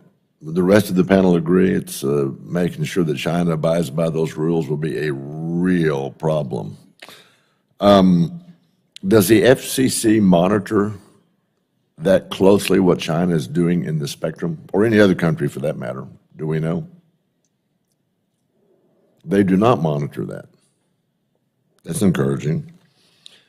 And I'm going to move over to Link now, if I can, with a question for you. When you've got phone service that are going to different countries and stuff, and it looks like from your website, you have about 100,000 customers currently? No, we have deals with 26 mobile network operators around the world that represent billions of Oh, is that right? users. Okay, well, I must have not read closely enough or deeply enough. Does the caller ID come across international around the world? I'm sorry, sir, could you repeat? When somebody calls, do they see the caller ID? What do you mean by caller ID? Well, The network that they in other words, I need to know when my wife's calling because I got to pick up eggs, you know. So does that caller ID show up no matter what country I'm in? Absolutely. In fact, core to the way Link operates, it's seamless for the user and it's seamless for our MNO partner. There's no changes to our MNO partner network. It's just like if you were in Europe and you roamed your AT&T phone roamed onto, you know, an EE British network, and your call came back here to the States and she received the call, it would be absolutely no difference in her experience. And you may not want to answer this question, but do y'all have any plans to be able to monitor the same kind of service out of countries like China? That's a delicate question. What I would say as a focus of this hearing is that the day before Apple announced their SOS feature on the iPhone, Huawei announced that they were going to use Beidou for texting. So as we addressed spectrum sharing and spectrum rules, I would share that Link feels that speed to market is one of the critical ways that the U.S. can maintain leadership. So not slowing down our innovative companies so they get market share, so that they're the ones in the nations of Africa supplying that connectivity, and that we beat China to that market space. Okay, last question from Mr. Strout, back to you. Can we identify attack satellites in space? Those who are capable of shooting down other satellites? I'm not aware of that technology, but leave it at that. I'm not aware of that technology, being able to identify a satellite that would be used for that purpose. Okay. Thank you, Mr. Chairman. I yield back. Thank you very much. The gentleman yields back, and at this time, the gentlelady from California's 18th District is recognized for 5 minutes. Thank you, Mr. Chairman. The number of my district has changed due to redistricting, so it's now Sweet 16. How's that? Go to that, my friend. Yeah. Congratulations to you on becoming the chairman of this all-important subcommittee. And from our side of the aisle, we're very, very proud of Ms. Matsui. She has been a leader on this subcommittee for years. Many of her bills have been signed into law by more than one president relating to issues coming out of this subcommittee. So bravo to you, Doris, and thank you to everyone that testified today. As I just spoke to, what we are really very proud of, especially on this side of the aisle, is the bipartisan infrastructure law. It is the biggest commitment in terms of policy and dollars since the Eisenhower administration. So if we're going to play catch up in this country on these issues, we have, the tank has been filled. Now we have to make sure that those dollars are used very, very well. $65 billion investment in broadband, and as there have been references to that, certainly in the exchange that Congressman Soto had with some of the witnesses. I think that this subcommittee really needs to look to NTIA and what they are doing, because while satellite was not left out of this, there has to be, let's put it this way, I would like to see you have a share in those funds, and anything that however we can assist in that, I think is a very important role for this subcommittee, but it certainly is a responsibility of those of you in the satellite industry to help move the needle on that. I'm pleased that the commission has established a space bureau, but that has to have wings to it, to Ms. Bingen, in your written testimony, you mentioned the convergence of technologies as one of your 5 noteworthy trends, specifically the use of AI, artificial intelligence. We have a bipartisan AI caucus in the House, and I'm proud to be one of the co-chairs of that effort. So I'm interested in learning more about how AI is being deployed across the country. Can you expand further on it relative to the satellite industry, and maybe specifically, how is AI helping to produce faster, more effective use of space data? Thank you very much for that question. AI, it is incredible what's happening. And when I was in the Department of Defense, I had the good fortune of having an AI pathfinder under me called Project Maven. We were trying to bring in these innovative commercial companies to look at full motion video applying AI techniques. There is so much satellite, I'll start with satellite imagery. There is so much satellite imagery data out there. Part of the challenge up till recently is you have analysts that are sitting at screens manually marking objects. From a military perspective, that's a tank, that's an aircraft, that's a car. On the civilian front, if you were trying to map humanitarian corridors, you would be doing that manually. The beauty of AI is we now have the technology in reach that's been matured and has been deployed to be able to do that. I think I need to interrupt you and follow up with some more specific questions for written responses, and look forward to you working with the Congressional AI Caucus. To Ms. Zoller, in your exchange with Congressman Soto, what specific regulations do you think that you need, tying it to that conversation you had with him? Thank you for that question. We're looking for adoption of rules that provide more spectrum for non-geostationary satellite systems and to clarify the rules for sharing spectrum. I see. Okay, thank you. Yield back, Mr. Chairman. Thank you very much. The gentleman yields back, and at this time, the chair will recognize the gentleman from Ohio's 12th District for 5 minutes. Thank you, Mr. Chairman, and thank you all for being here. And this first question is for the whole panel.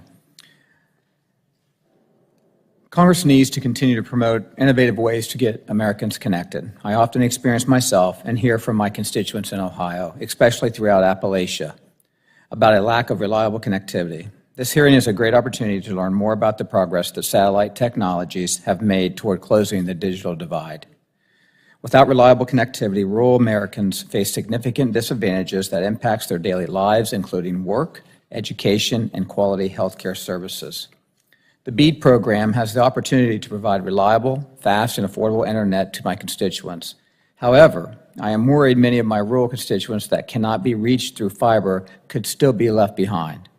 Satellites can play a role in closing the digital divide and have the potential to increase competition in the industry, but it still seems like there are barriers to adoption in rural communities, one of the primary barriers being cost. Can you all discuss what innovations are happening in the industry that could bring the cost of satellite broadband service down for consumers? And Ms. Bingham, we'll start with you and we'll just go down. Thank you.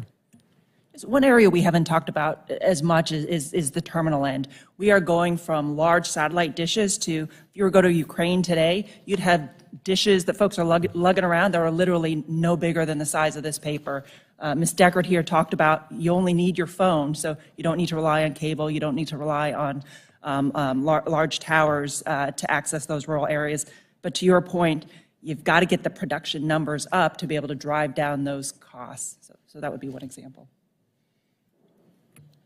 With respect to satellite direct-to-phone, as we're seeing the market unfold, we're seeing that mobile network operators in this country, in order to keep customers, like T-Mobile, for example, are going to offer it at no additional cost. Because for Link, we have to be able to supply connectivity for someone in the Central African Republic who makes $60 a month. That's why we build cheap, small satellites, because you can't provide that cost-effective connectivity with large, expensive constellations. So I think you'll see with satellite direct-to-phone that is affordable for the consumer here in the United States, and I think you'll see the MNOs who want to provide that connectivity and want to keep the subscriber and not lose them to churn, supply that connectivity at a cost-effective price to their consumer. Ms. Manor. HughesNet today, a subsidiary of our company, provides 25/3 broadband service across the country. We're launching later this year a satellite that will provide 120 speeds to consumers throughout the United States, so that's very exciting. In terms of costs, as Ms. Bingham noticed, the cost of devices have gone down. We are actually a U.S. manufacturer today of satellite ground equipment, and you're seeing cheaper and cheaper devices, home units, coming on the market. And then I do want to praise the Affordable Connectivity Act. I thought that was a wonderful piece of legislation, and we've seen in terms of an uptake in use on broadband on our system, and I know other companies in other areas, whether fiber or wireless, have seen an uptake because of that subsidy for those users who are more poor, unable to afford traditional broadband, or making important choices on how to spend their money. So I would urge Congress and this subcommittee to consider renewing Affordable Care as that gets, when that lapses. So thank you. Ms. Soper. Invention is part of our DNA, and the place where we see that first and foremost is in our customer terminal. A small, lightweight, affordable customer terminal with an antenna about the size of a small pizza box. So we're focusing on affordability to the consumer. I would just add that in addition to the terminal technology and the ever-increasing capacity and speeds of the satellites, broadband service today, satellite broadband service today starts at $49.99, and there are multiple plans for less than $100. So I would say that it's pretty cost competitive already. Okay, thank you all. I want to try to get this last question in from Ms. Deckard, and I want you to know that we're down to 25 seconds. It was great to hear your perspective on the work being done by your company to help provide cell service. My question for you is, what regulatory barriers, be it the licensing process or anything else, have you run into that could prevent other startups from breaking into the industry? Thank you for that question.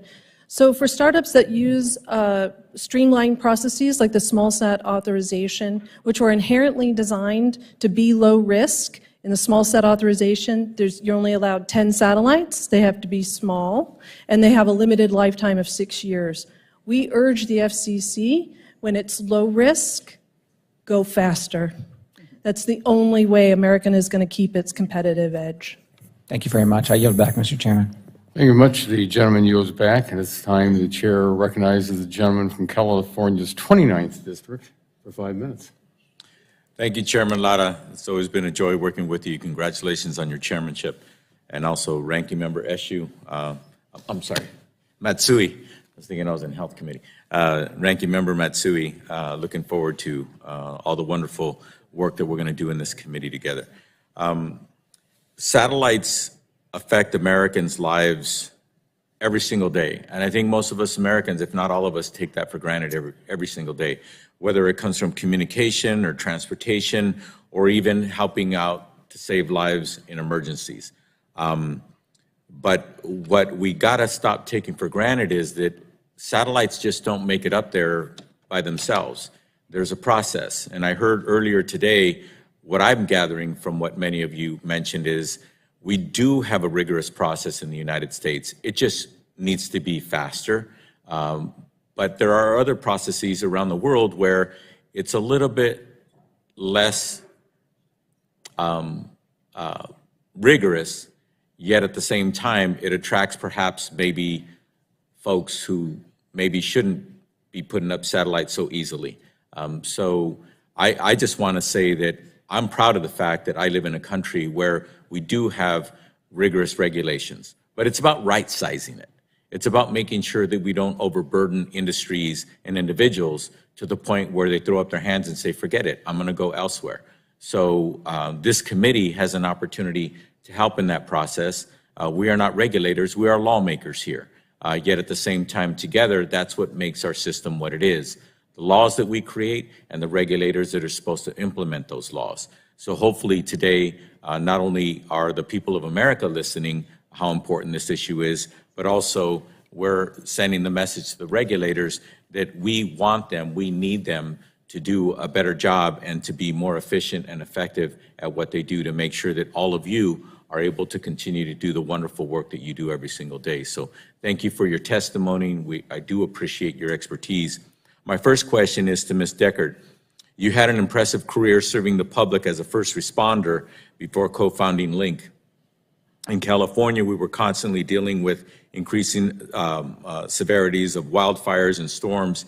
In your testimony, you note Link's mission to revolutionize emergency disaster and response. From an emergency response perspective, can you talk about how having redundancy of networks benefits the public, especially when mobile networks are unavailable? As an engineer myself, redundancy is something that people think is a bad thing, but when it comes to saving lives and systems, redundancy is critical. Absolutely, sir. Thank you for the question. So in California, as you well know, in order to combat the wildfire situation and reduce the risk, they employed rolling blackouts, which took down their cell towers. So you can't even alert your public of the proper evacuation route. Technologies like Link can actually draw a polygon around a certain set of users driving north on a highway and tell them, your evacuation route is cut, we need you to go south now. And in that way, we can avoid bottlenecks when people need to evacuate. And it's also the coordination for the wildland firefighter. It's not only their safety when they're in the field. You know, on average, we lose 15 wildland firefighters per year. You know, I'm hoping that this year's fire season will not be that bad, but as all the California representatives know, you've seen gigafires in the last few years. So being able to support that local firefighter, who's most often a volunteer while they do their job, while they're out on the front line, and their family needs proper evacuation orders, being able to provide that for those communities is absolutely critical to emergency response, especially when we are no longer in a season. We're almost fighting fires year-round. Yes, well, thank you for, I just want to compliment you on your journey. Here you are in a very technical field, but yet you provide the practicality and the reality of how this is actually so important to us in everyday life. So congratulations on being one of the co-founders of Link. In your testimony, I've read it. You're very proud of the fact that you can actually connect to standard phone systems anywhere in the world where they choose to connect with you. How would that be beneficial to the American who is not high income, the American who works every day for a living and really doesn't have enough money to buy a $1,000 phone or a $1,200 phone? How is that going to help them by having you be more successful in linking them? Absolutely, and that's why Link supports 2G, 4G, and 5G. You know, 46% of the mobile phone users in our world still connect using 2G. We connect $5 feature phones on the Link system all the way up to the high-end smartphone, and that's absolutely critical because you aren't actually solving the digital divide if the person can't afford the terminal without a subsidy. The gentleman's very much. time I has yield back. expired and yields back. And our next questioner will be the gentleman from Idaho for 5 minutes. And if I could just mention real quick, you've probably all seen that the 11 o'clock votes are now between 12 and 12:30. So if we keep our time within 5 minutes, we might be able to make it before we all have to go to vote. Thank you. Thank you, Mr. Chairman. Question for Ms. Bingen. Ms. Bingen, you talked about permitting as being one of the challenges, specifically ITAR. And I want to just ask you to go a little bit deeper on that. What is specifically the struggle there? Is it the time that it takes? Is it unreasonable demands? Talk to me about the struggles you have with permitting. No, absolutely. I would touch on it in a couple of different areas and start by saying we want our industrial base to be healthy, to be successful. It is very attractive to many of our allies and partners that want to work with us on our space capabilities. And those allies and partners, they have a choice between American business and other foreign companies, including China. I think the challenge with the ITAR process, and I say,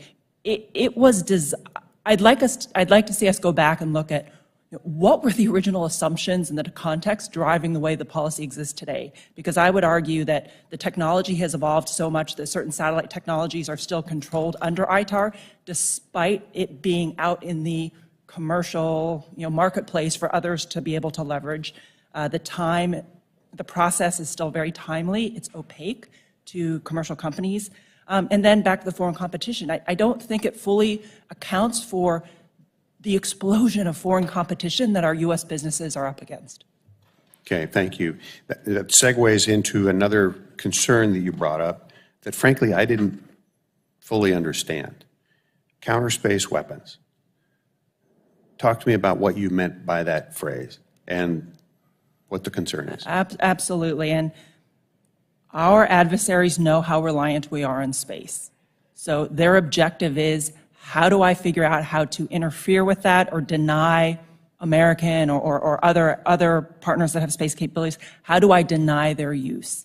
And that can be a range of a spectrum of different options. So everything from I can employ something to jam your communication satellite. I can employ a cyber attack against your ground station, which we saw happen in Ukraine to a commercial satellite operator, to dazzling using a laser, an optical system, to, at the higher end, or more kinetic end, launching a missile, a direct ascent anti-satellite missile that would hit a satellite. So in your opinion, what is the appropriate action there? Is it to enable the private sector to address those? Is it to fund U.S. resources to try to take that challenge on? What's the answer? I think it's both. The government has a role to play because they understand the threats and they have invested in certain kind of protection technologies and concepts. But on the commercial side, the best thing the government can do for them is to share information. Got it. Okay, thank you. I want to shift to Mr. Straub for just a second. Mr. Straub, in your list of industry needs, you had 5 of them. The third one was funding for oversight. Specifically, oversight for what? So, for example, the FCC, responsible for licensing and ensuring that interference issues are addressed. So that's what I'm referring to in terms of oversight. FCC, okay, got it. In addition, the space sustainability issue that I mentioned, the Department of Space Commerce at the Department of Commerce is responsible for putting in place a space situational awareness system. Okay, thank you. Also, we've been talking about bridging the digital divide. To your earlier comments, what needs to happen there is cost, coverage, and performance.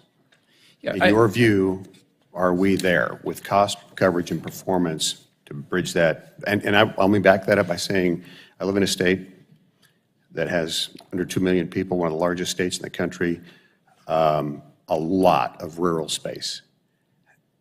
Is the cost, coverage, and performance there today? So I think that the issue that we encounter, and I also am from a rural area where it makes no sense to deploy a terrestrial-based system, a fiber system.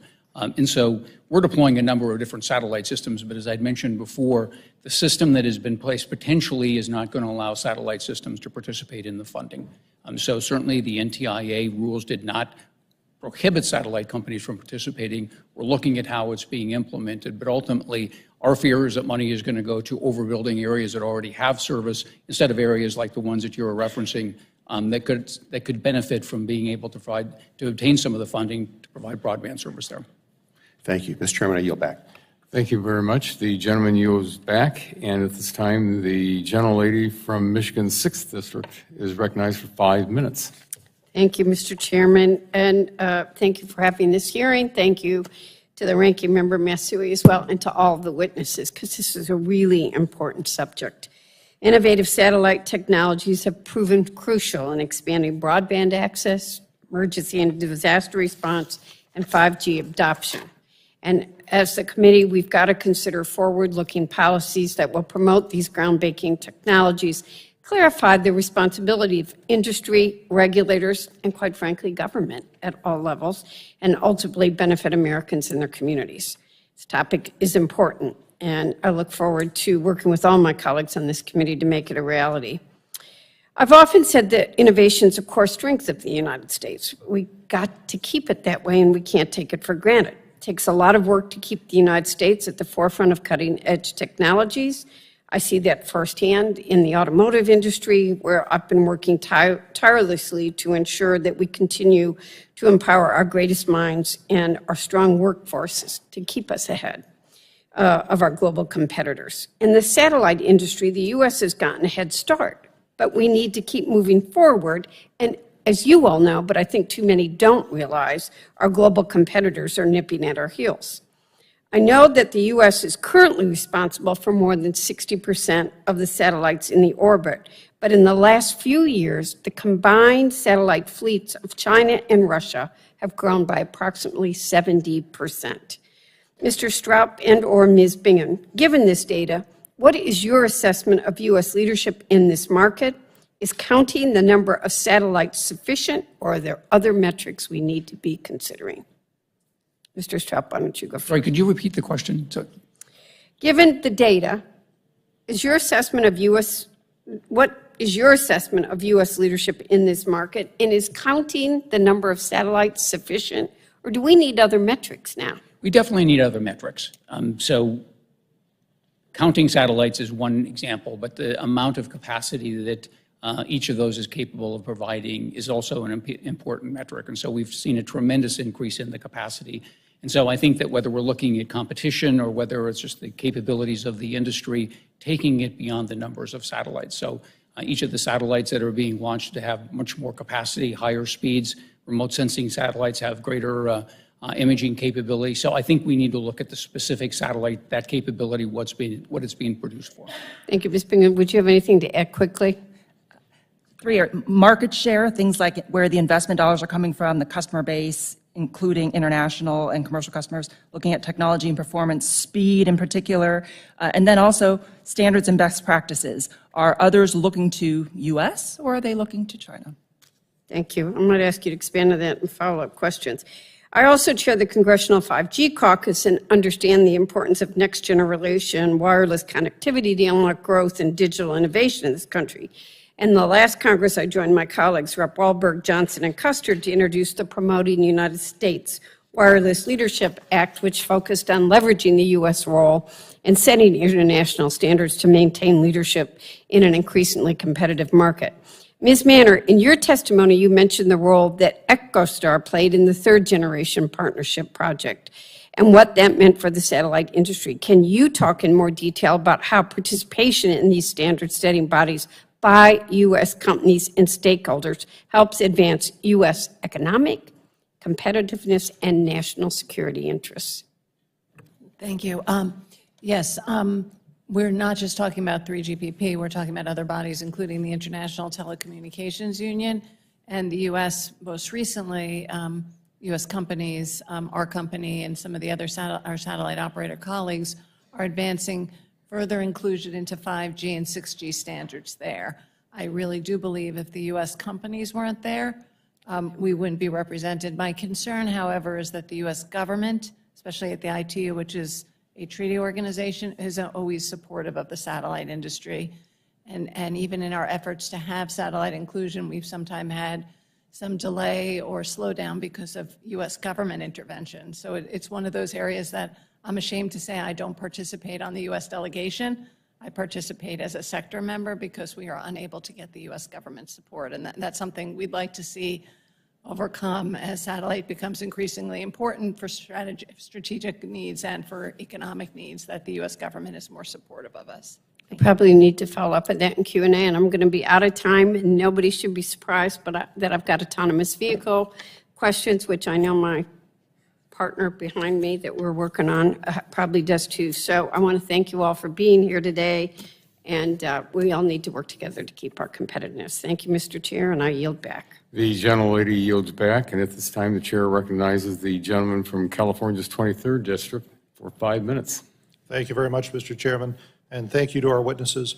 I'd like to continue a line of questioning that Congressman Cardenas started about the way that satellite technology can help fight wildfires in California. It really can't be overstated how dire a situation this is. We had a relatively light wildfire season last year.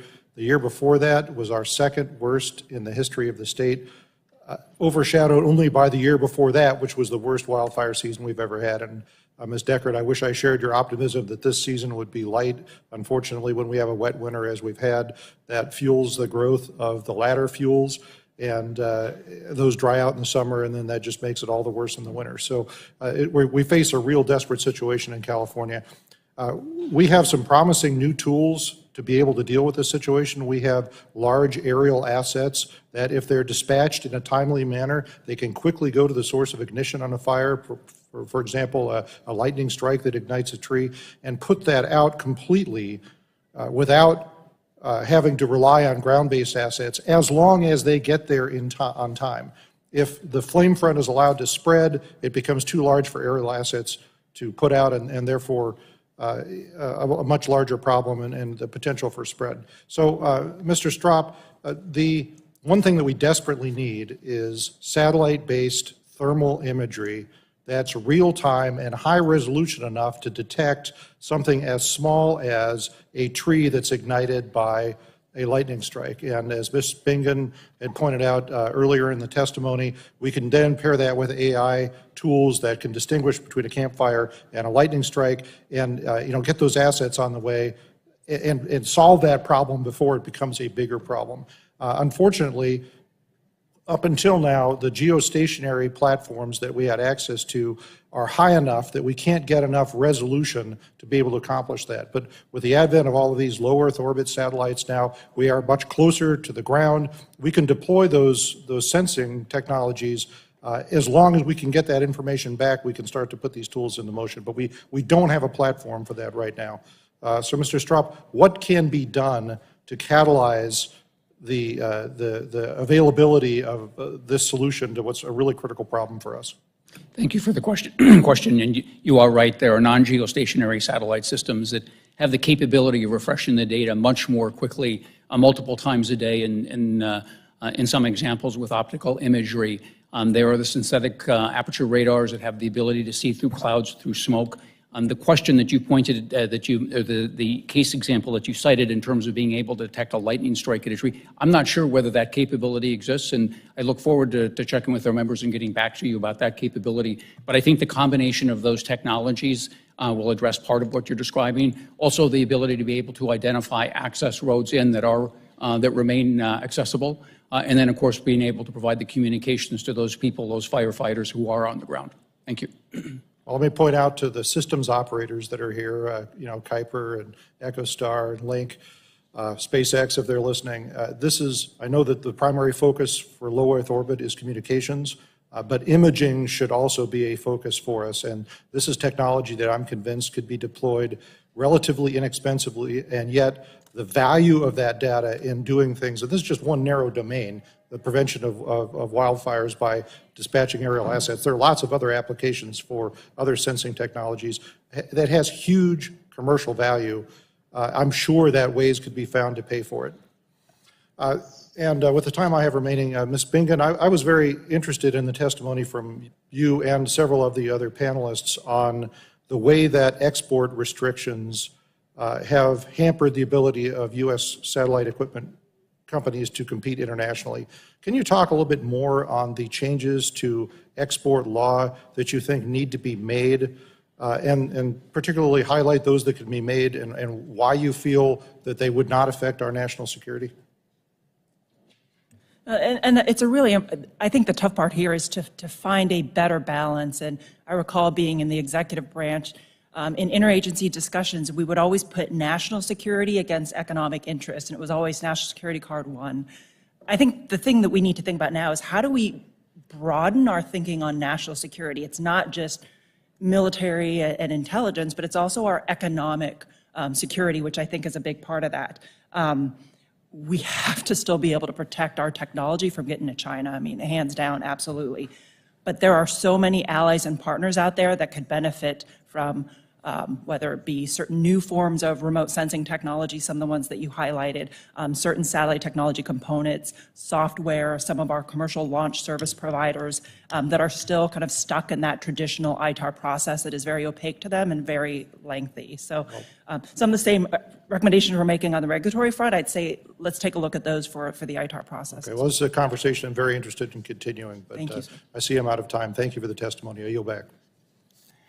The gentleman's time has expired, and the chair recognizes the gentlelady from New Hampshire for 5 minutes. Thank you to our subcommittee leader, Chair Latta, and Ranking Member Matsui for holding this important hearing today. We appreciate it. I'm a new member on this subcommittee, and I'm excited that our first hearing is on a subject that's of vital importance to rural communities like my state, New Hampshire, satellites. Satellite technology provides critical basic internet services for many rural communities. However, as we've come to learn, basic internet services are no longer enough to meet the demands of today's world. During the COVID-19 pandemic, nearly every aspect of our lives moved to virtual platforms. Many companies and small businesses shifted to a virtual workplace. Our children went to school online, and we attended our doctor's appointments via telehealth services. In Congress, I'm committed to doing everything I can to improve internet connectivity in rural communities. That's why I'm proud to have supported the Infrastructure Investment and Jobs Act, investing $65 billion in broadband infrastructure to connect communities nationwide.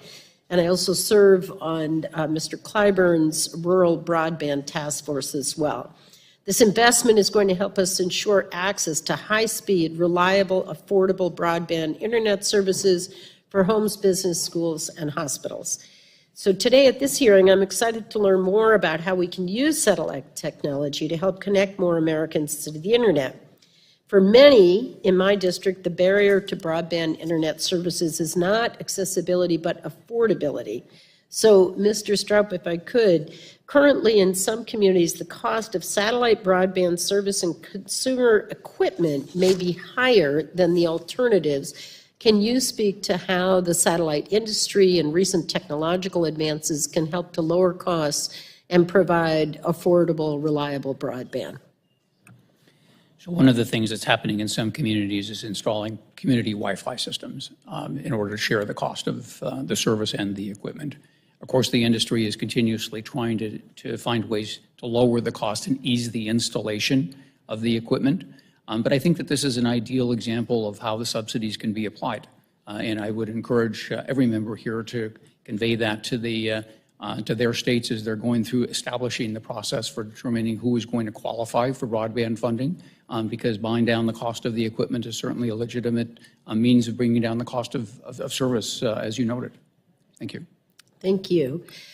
In the Granite State, we take great pride in the preservation of our beautiful forests and remote regions, which are the bedrock of our tourism economy. Now, recently, many of our major wireless companies have announced partnerships with satellite providers to extend service to some of the hardest to reach places, including parks, forests, and even ski areas around the country. Ms. Decker, could you elaborate on these capabilities and their implications on the future of wireless and satellite connectivity across the country? Thank you for the question. So I think the implications are the reason why we haven't seen a total build out of terrestrial towers in the United States is because of the CapEx and OpEx. That's why our mobile network operator partners are looking to a satellite solution. In addition to the fact, as you mentioned, our beautiful national parks, people do not want to go out into the national park and see a cell tower, but what they do want is connectivity. So if the park closes, which we've had happen, they want instructions for how to leave it, and when they suffer an emergency, they want to be able to call for help. So I think, as you've seen, the mobile network operators are looking to partner with satellite companies to fill in the gaps in their coverage. And we've had examples, you gave the example of the family out in California. We've had accidents and deaths on Mount Washington as well. And we're only, it's literally 2 hours from Boston, but it's very remote in the White Mountains and very rugged to get the rescue crews in there. And frequently they will find, the cell phone, either the battery's dead or they're frantically trying to reach somebody and there's just not service. So thank you for everything that you're doing for safety and security for people, and thank you to all of you. This has been a fascinating hearing for me, and with 30 seconds left, I will yield back. Chair A appreciates model that. new member of the The general lady yields back. Thank you very much. At this time, the chair recognizes the gentleman from Georgia's 12th District for 5 minutes. Thank you, Mr. Chairman, and I'm very pleased to be on the Energy and Commerce Committee and on this subcommittee on communications and technology for the 118th Congress. This subcommittee has jurisdiction over many issues that you've heard about that we all face in our districts, primarily rural broadband, consistent cell service, and others. Resolving these issues seems to be a little complicated. Just to give you an example, though, of some of the great things that I'm enjoying from satellite is satellite radio.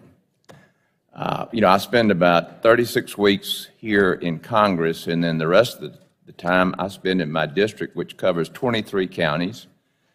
And in a week, we'll put as many as 2,000 miles on the car. And without satellite radio, I don't know that I would find out exactly what's going on out there.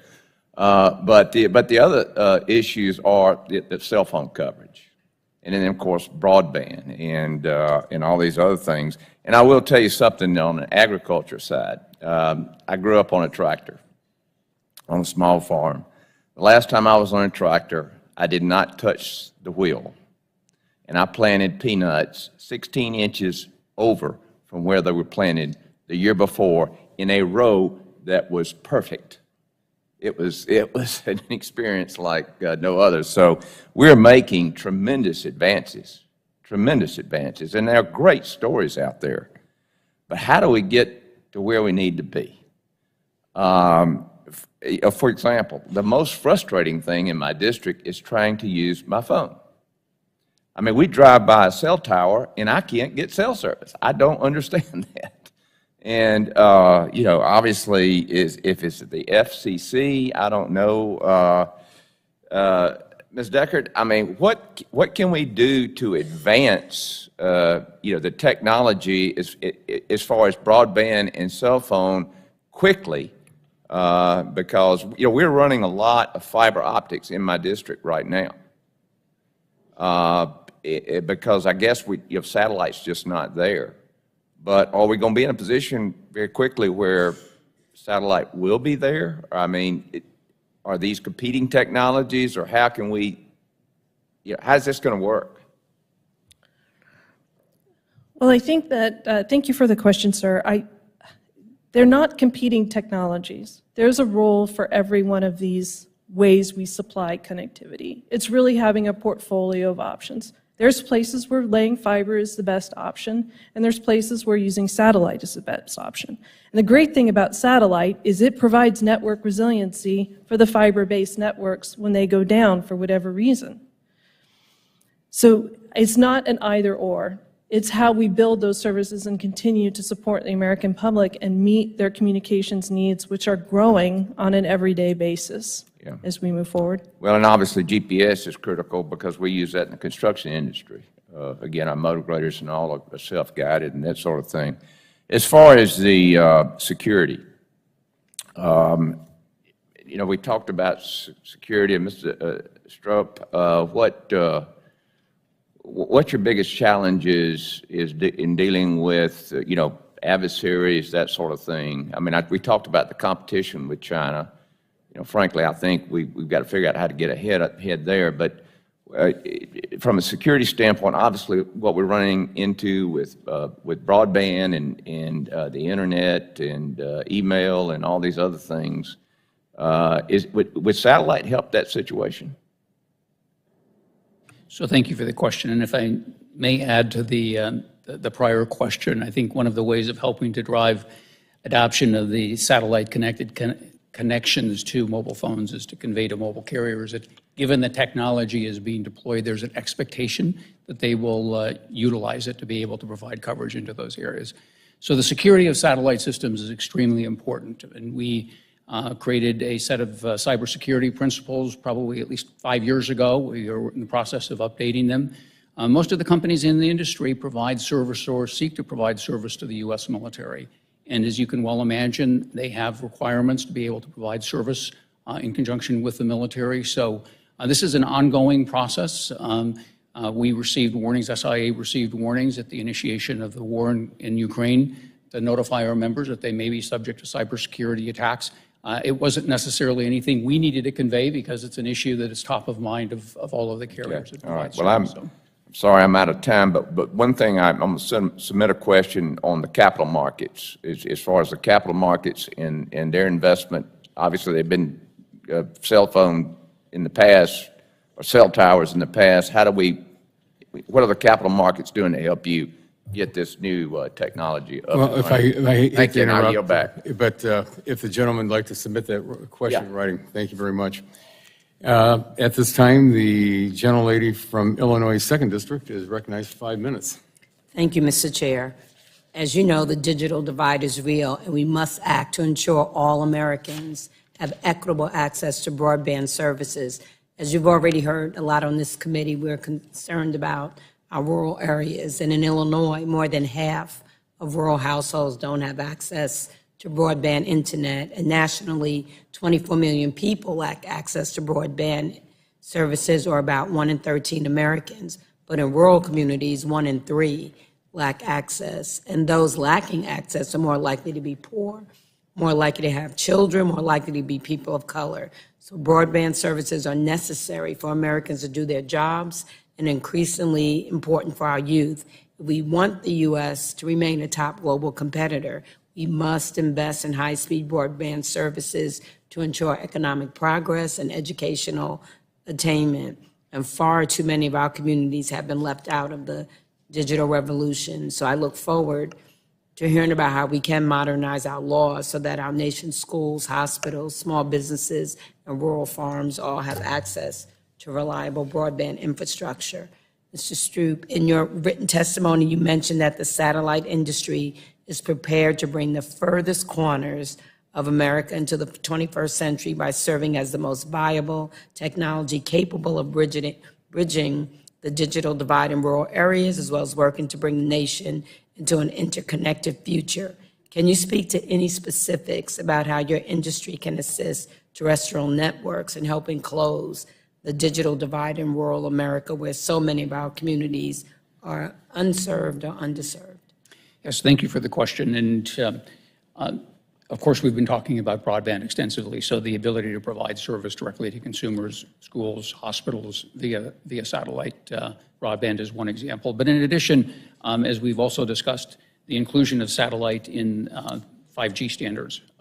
So there are two aspects to it. One is the backhaul capability, so where it does not make sense to be able to provide backhaul via microwave, fiber optics, whatever. The industry has the ability to provide that for mobile carriers. And of course, we've also been talking about the direct-to-mobile connectivity, which is another part of the 3GPP standard. So I think that the combination of those is the means by which we're able to provide the backhaul infrastructure.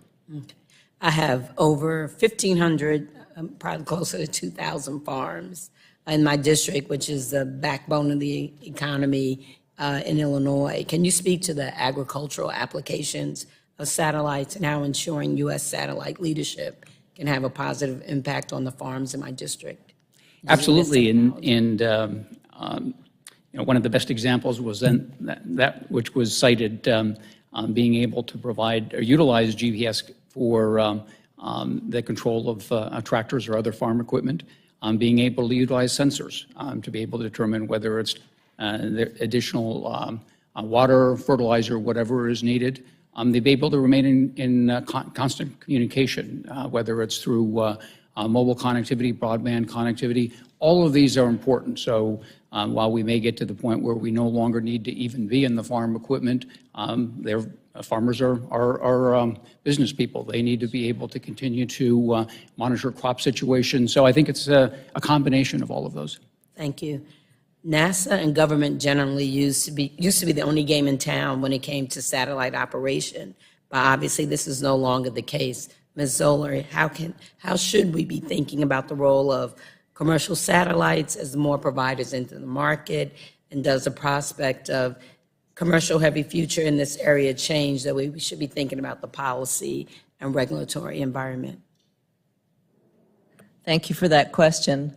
We should be thinking about the policy and regulatory environment in terms of enabling innovation and competition, taking a careful and light touch to policy and regulations so that we can continue to advance our technology over time without requiring new rules. Thank you. Ms. Bingen, do you have anything to quickly add? I'd just like to add is to your point on this used to be in the domain of governments. What's great about commercial now is it's based on unclassified, off-the-shelf technology. The data that's being collected is unclassified and shareable. So we are now opening up this data to so many more applications than we would have traditionally done in the past. So you mentioned agriculture, environmental monitoring, humanitarian disaster relief operations, even sanctions enforcement or insurance, that had we used those government systems, they would have never gotten priority to be able to do that. Thank you, and I yield back with a second. Gentlelady yields back, and at this time, the chair recognizes the gentleman from Texas 11th District for 5 minutes. I thank the chair, and what a great discussion. So many good points that have been made. I come from a rural area like so many on this committee, and I think our competition, especially when we look at just connecting people, whether it's in the agriculture business or in the energy industry, like I represent, certainly the national security focus is really important. I want to get to that. I represent AST, an important competitor in this marketplace. And let me get to the national security focus. I spent 20 years in the Air Force, depending, as was said, on space. My question and my concern actually is the speed of relevancy and the denial of that relevancy when it comes to competition and innovation and getting the permits approved. And so, Ms. Bingen, I'll start with you. When it comes to the FCC, are they operating at the speed of relevancy? I don't want to leave this committee hearing with any, nebulous ideas on that. And if not, what is the cost when it comes to dual-use technology, when it comes to technology in space that can be used not just for commercial interest, but also to enhance our national security? It's a great question, sir. I am encouraged by the steps that they are taking, but there's still, I think, a long way to go, and it'll have to be a continuous process as the technology is evolving so quickly. 6 months from design to satellite on orbit. If we can get FCC to be able to make a decision in 6 months, that is huge, right? And so back to the point on the implications or the consequences, if we can't get these approvals in a timely way, in ways that these companies who are moving so fast have some level of predictability and planning, they're not going to be on the field competing where we know that there are competimates and that China is out there actively seeking the same customer set as our companies are. Mr. Straub, when it comes to kind of the technical risk from the answer we just heard, is it spectrum? Is it competition for spectrum? Is it, where are our adversaries able to gain if we don't have that speed of relevancy, if the permitting process or the licensure or the things that are needing to be done don't happen at that speed of relevancy? Well, certainly if our adversaries have access to spectrum and dealing with some of these issues more quickly, they have the ability to deploy a constellation, therefore go out and to compete globally while we're still trying to go through the permitting process if we allow that to happen. So that's one of the biggest risks, in addition to the access to spectrum. So, I would also note, as the chairwoman of the FCC stated, the rules were in place 15 years ago when we built and launched a handful of satellites. We've been talking about the tremendous increase in the number of satellites to 64,000 applications. We're in a different world today, and it's not unusual for regulators to try and catch up with technology. That's what we're going through. I'll give each of you 30 seconds for the commercial side. Ms. Decker, we'll start with you. In your own companies, what is there technology that you have now that now you're waiting on licensure, and then by the time you get it approved or by the time you're able to I mean, is it past that point and it's moved on? Fortunately, we've had overall a very positive experience with the FCC. I will echo Ms. Zoller's comments. The FCC licensed our payload in a record amount of time, and that was the Office of Engineering and Technology with an experimental license. We've also taken a crawl, walk, run approach with the FCC, where we've launched 5 experimental payloads, so they got to know us as a company before we put in our commercial application. I will again reiterate that when the FCC has a tool like the small sat authorization, which is meant to be streamlined and sets parameters on it to reduce the risk, we would like the FCC to be able to lean in the processing timeline. Thank you, Ms. Manner. So thank you. I want to bring up 2 other issues. One is the U.S., and I brought this up earlier in response to the chairman's question, was the ITU. We're limited the number of ITU filings we can file as U.S. operators, so many of us have to go overseas to get our satellite networks licensed. That's a big hindrance. But I also want to talk about speed for a second, and there is an important part that the FCC does, and it's to protect against harmful interference. So we don't want them to go so fast where we neglect and we do something sloppy and we put something up that hasn't been proven and tested. So there is that. This is still a technological issue. So while I'm fully in favor of faster processing, we've had applications pending for over 2 years. At times, it may make sense to balance it and have some. Ms. Zoller, I'm sorry I'm out of time, but we can submit for the record. But it sounds like speed is important, security is important, but do it here in the United States instead of offshore. I yield back. Thank you very much, gentleman. Yields back. The chair recognizes the gentlelady from Texas, the 7th District, for 5 minutes.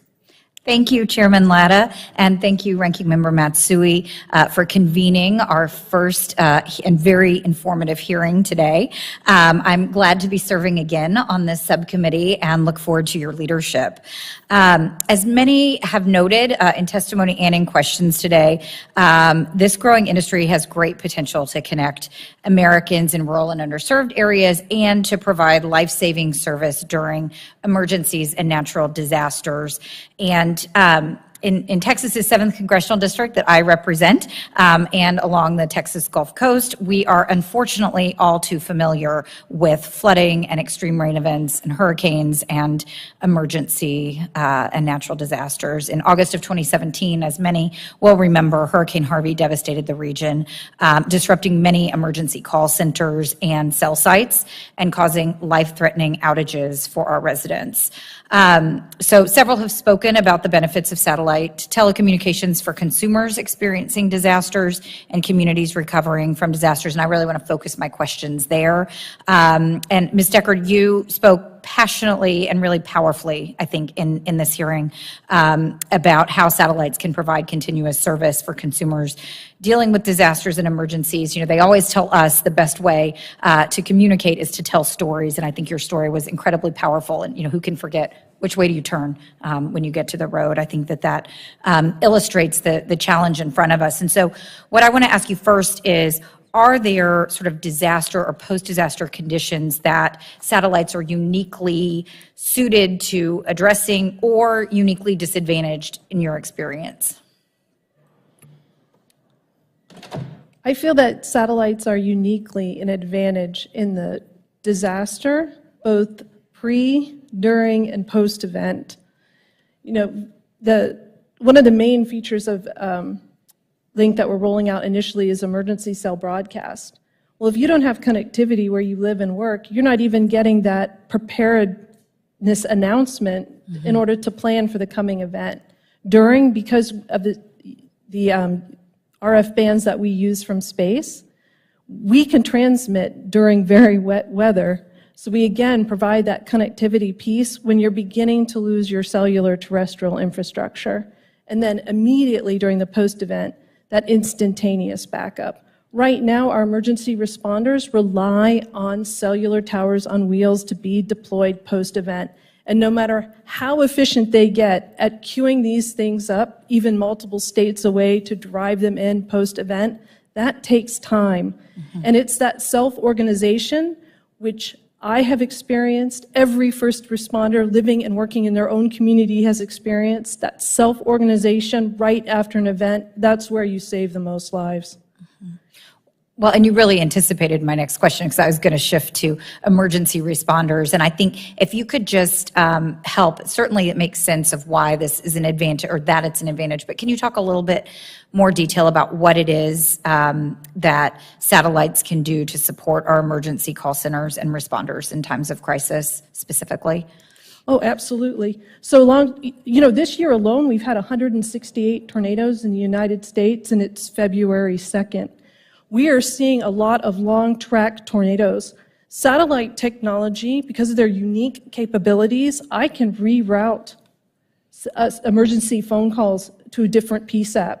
So in Kentucky, when you had that long-track tornado and it takes down a PSAP, I can draw a polygon around it, send those calls to another PSAP that's still up and operating, and begin to get immediate and appropriate resources dispatched to where they need to be. Thank you. That's an incredibly helpful illustration. And I will note for my colleagues, we experienced some of those tornadoes in Texas and in the Houston area very recently, and our community, especially in Southeast Houston, is still recovering from these tornadoes, which are not usually occurring as frequently in our area. And so I think adjusting to the different kinds of disasters we're seeing across the country is also a challenge for all of us. And so bringing all of these resources together is incredibly important.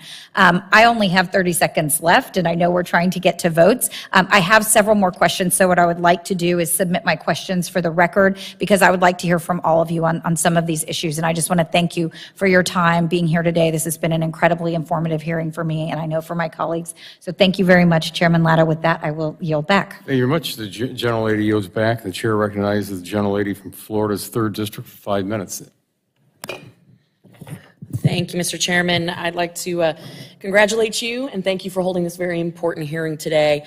Also to our witnesses, thank you for hanging in there with us. I know we're coming to the end. I represent a very unique district in north central Florida, Florida's fighting 3rd District, the Gator Nation. We have a large swath of rural areas where truly the only internet option is dial-up. I'm not even joking. And pair that with our urban clusters, which we are home to, as I said, the University of Florida, the Gator Nation, where we have cutting-edge AI technology. It's remarkable. So it's two very different worlds that this district encompasses. So the satellite marketplace is a very interesting and attractive area for us. So I'm going to jump right in. I will not lie, I'm extraordinarily frustrated with the FCC. For a number of reasons, but I really feel like when it comes to satellite deployment and this technology, it's kind of like the mid-90s with cell phones. They don't know really how to regulate it, how to handle it. They're trying, and I give them credit. Ms. Deckard, you said today in answering one of my colleagues that speed to market is how we stay not dominant, but competitive as well. Under this new FCC initiative, the Space Innovation Agenda, we're seeing an increase in which they are approving the applications, and that's a good thing. Added 38% more in terms of their division size to move applications. But my question is to you, Ms. Deckard, and to you, Mr. Stroop, is it enough? Is it enough? We throw money at problems all day long in Washington, D.C., but it doesn't really seem to work too often or very well. So what do we need to be doing in terms of the personnel that we need to bring in to process these applications? And is there a labor issue? Or is it we continue to throw money and wonder why it doesn't get fixed? I'll let you go, Ms. Deckard, and then to you, Mr. Stroop. Thank you. Well, I think we're at a point where we've seen Chairwoman Rosenworcel and the commissioners who have also long been worried about the time it takes them to process applications, put forth a new structure with the Space Bureau.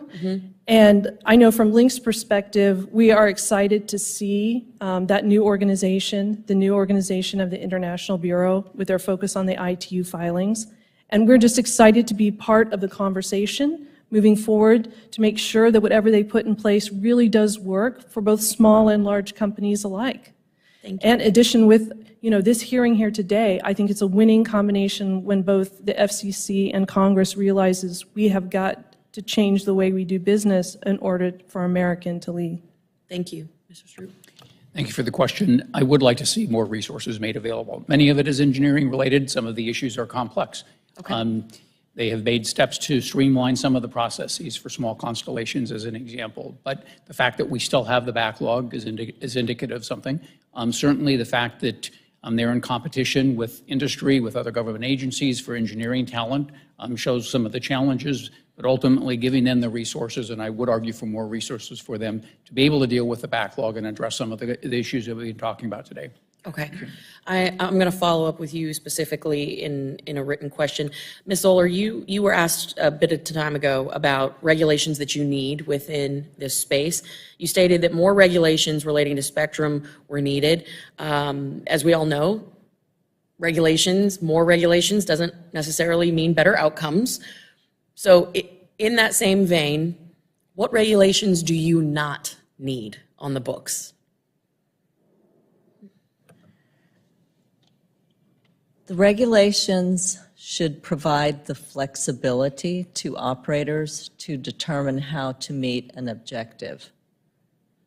That's In like other an words, oxymoron in Congress. if the point is to apply a power limit to a satellite system to protect terrestrial services, let us figure out the combination of antennas and transmitters and so on to meet that. Give us the liberty to do that. Okay. So a little bit more flexibility, which flexibility and regulations don't typically go hand in hand, but we'll figure that out. I'm going to ask each of you to submit for the record how the Farm Bill, which will be coming up this year, that element of the Ag Committee and the jurisdiction under the Ag Committee in concert with Energy and Commerce, what we can do to advance some of the satellite technology.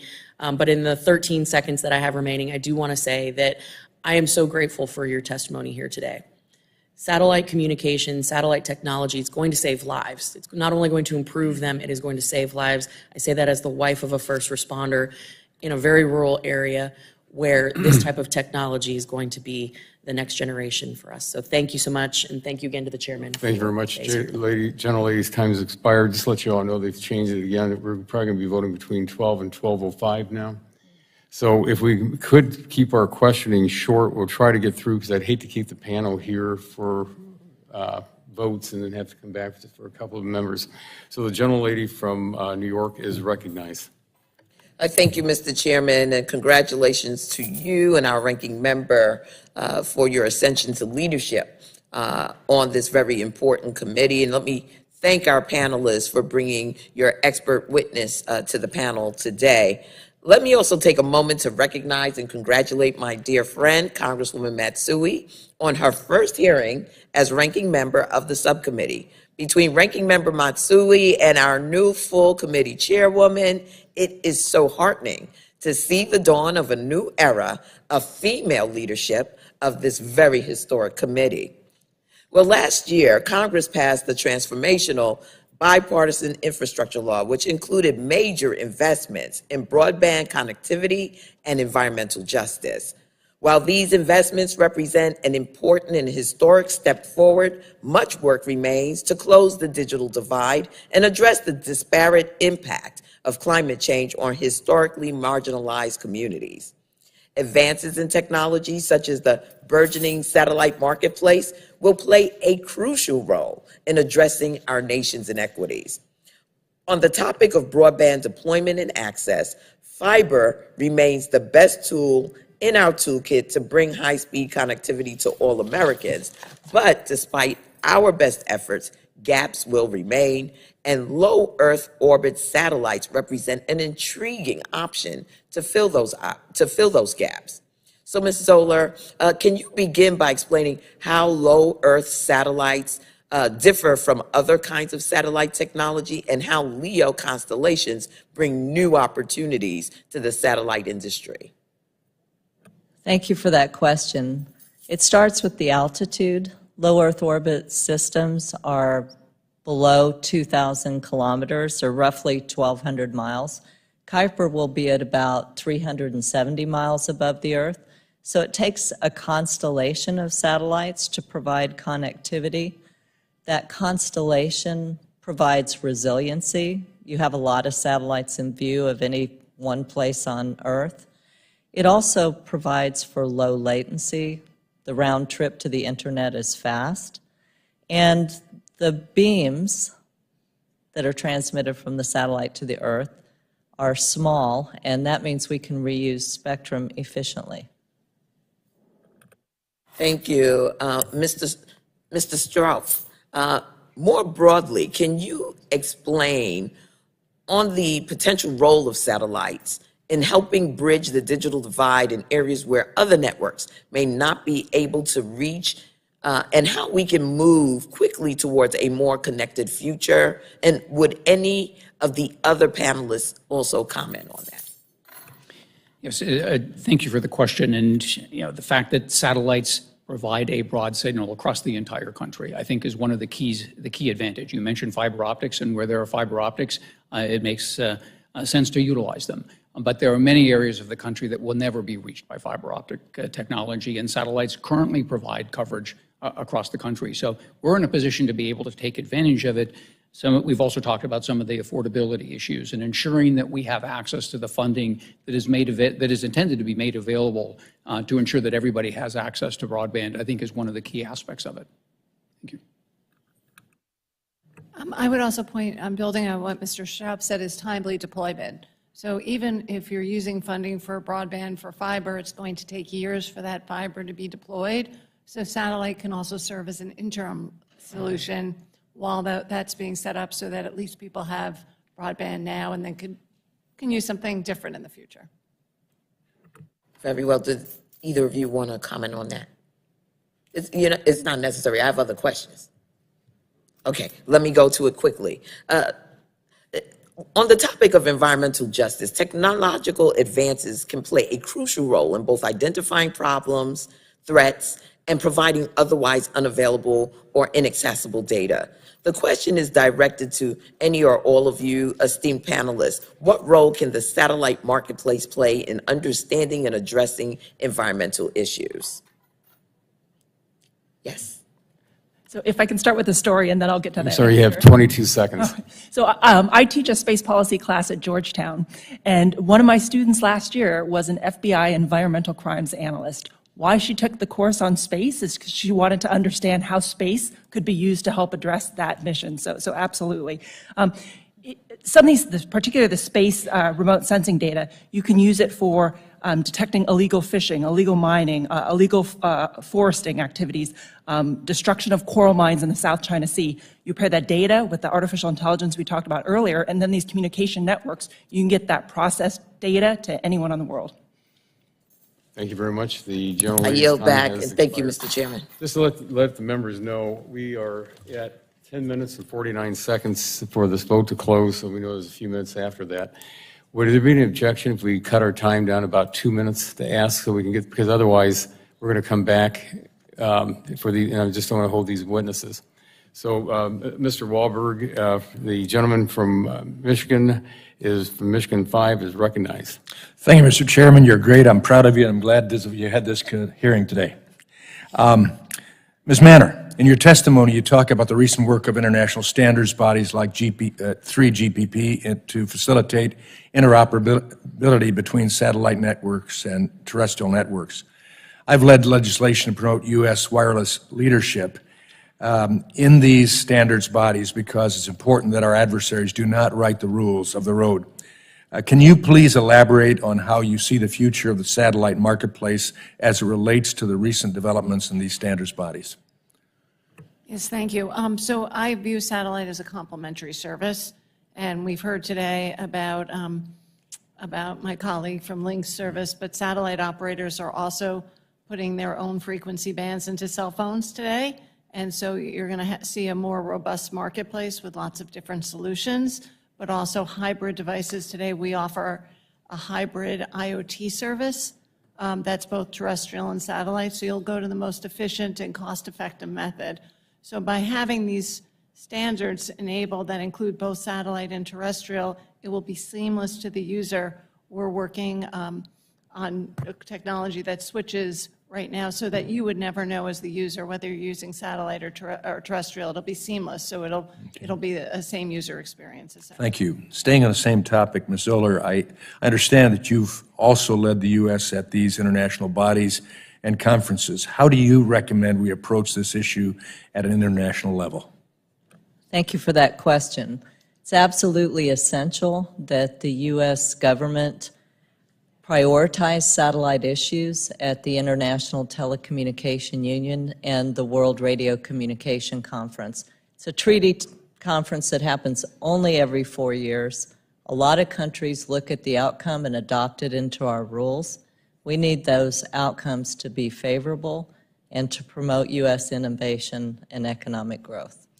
Thank you. And Mr. Chairman, I'll yield back and submit my questions. If I could just interrupt my friend for a second, there's a couple of members that do want to come back after, so if you want to finish up with your last 2 minutes and 53 seconds, you have it. Thank you, Mr. Chairman. Ms. Bingen.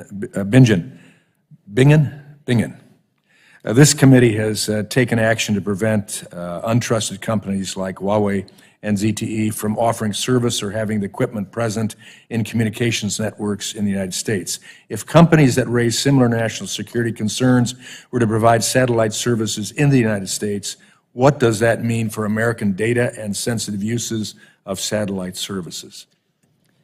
If a Chinese company, most likely backed by one of their state-owned enterprises, built and operates a system, whether it be space-based or terrestrial, I would be concerned that they would now have the means and the access to steal sensitive data, whether it be personal information, sensitive technology, or business information, that they would be able to conduct espionage, that they'd be able to block access, et cetera. And I say this because they have a military civil fusion policy that basically says, hey, commercial, you've got to help our military. They have a national intelligence law that compels individuals and organizations to support their national intelligence activities and to keep it secret. So there's more there that gives me concern. More there, yeah. Well, thank you. Ms. Manner, back to you. You mentioned the need for increased U.S. support at the International Telecommunications Union and at the World Radio Communication Conference. What type of support did you have in mind? And secondly, how can the U.S. set itself up for success at the World Radio Communication Conference, and what would be a successful outcome? Thank you. So first off, there has been times where the satellite industry is not fully represented in the U.S. positions at the WRC, and there tends to be favoritism towards certain technologies over satellite. For instance, we've seen some situations where the U.S. has favored positions that would actually harm the satellite industry from deployment or continued use of certain frequency bands. So that's an area we're concerned with. In terms of success at the U.S., I do think that this is one where I do think additional resources are critical. We're incredibly understaffed on the federal government side, in my view, at the WRC. We do a really good job with minimal resources, but having additional staff at the three agencies that tend to lead, which are the FCC, the Departments of Commerce, NTIA, and Department of State, would certainly put us into a better situation. And I'm proud to say that we're seeing some support already for the preparation for the work. So early process, but that's something we're doing a good job on. So thank you. Thank you. Yield back. Thank you very much. The gentleman's time has expired, and the gentleman from Florida's 12th is recognized. And just to let everybody know, we're Thank you. 5 minutes now. Thank you, Mr. Chairman. I appreciate it very much. With recent redistricting, now I represent Hernando and Citrus County in Florida, two wonderful counties. And after meeting with constituents and local leaders, I regularly hear that internet connectivity and cell phone service are top issues to be addressed. As I have frequented these counties, I can agree it's a very serious problem going through those counties for many, many years, even though I didn't represent them. Satellite innovation offers hope for these areas, especially to those where terrestrial networks are unrealistic due to marshy land conditions, and hopefully neutralize the digital divide once and for all. So, Mr. Strout, for realistic coverage to consumers and as a stable business model, you need to launch thousands of NGSO satellites. Does the FCC review and approve these as a whole in batches, or one by one? What is the timeline for getting approvals? And is the regulatory process the same or different for geostationary satellites as with the NGSO systems? Thank you for the question, and I actually might suggest deferring to one of my members who has actually been through the process and can give you the exact details in terms of timeframes, if you don't mind. Yes, please. Julie? Thank you. I can speak to our experience. We applied for our FCC license in July of 2019 and received it in July of 2020. So it took a year, well ahead of our planned operation date. Very good, thank you. Moving to a different topic, yesterday I chaired a hearing, very honored to chair a hearing, subcommittee hearing on innovation data and commerce on the threats we face if China was to lead on emerging technologies such as autonomous vehicles. We're not going to let that happen. Obviously, those threats exist as we navigate the satellite space as well in this race. Mr. Straub, again, Okay, in your if I could written interrupt testimony. you, gentlemen, for just 1 second. We're down under 3 minutes, so. Okay, Yeah. all right, no problem. I'll submit the question. Okay. Is thank that you. okay? That's fine. All right, thank you very much. I yield back. At this time, we're going to recess because the vote's getting down to about a minute and a half now. And I'm going to ask the members that are coming back, as soon as that last vote's over, to be right back here so we can get you all released from your witness chairs. So thank you very much, and we stand in recess.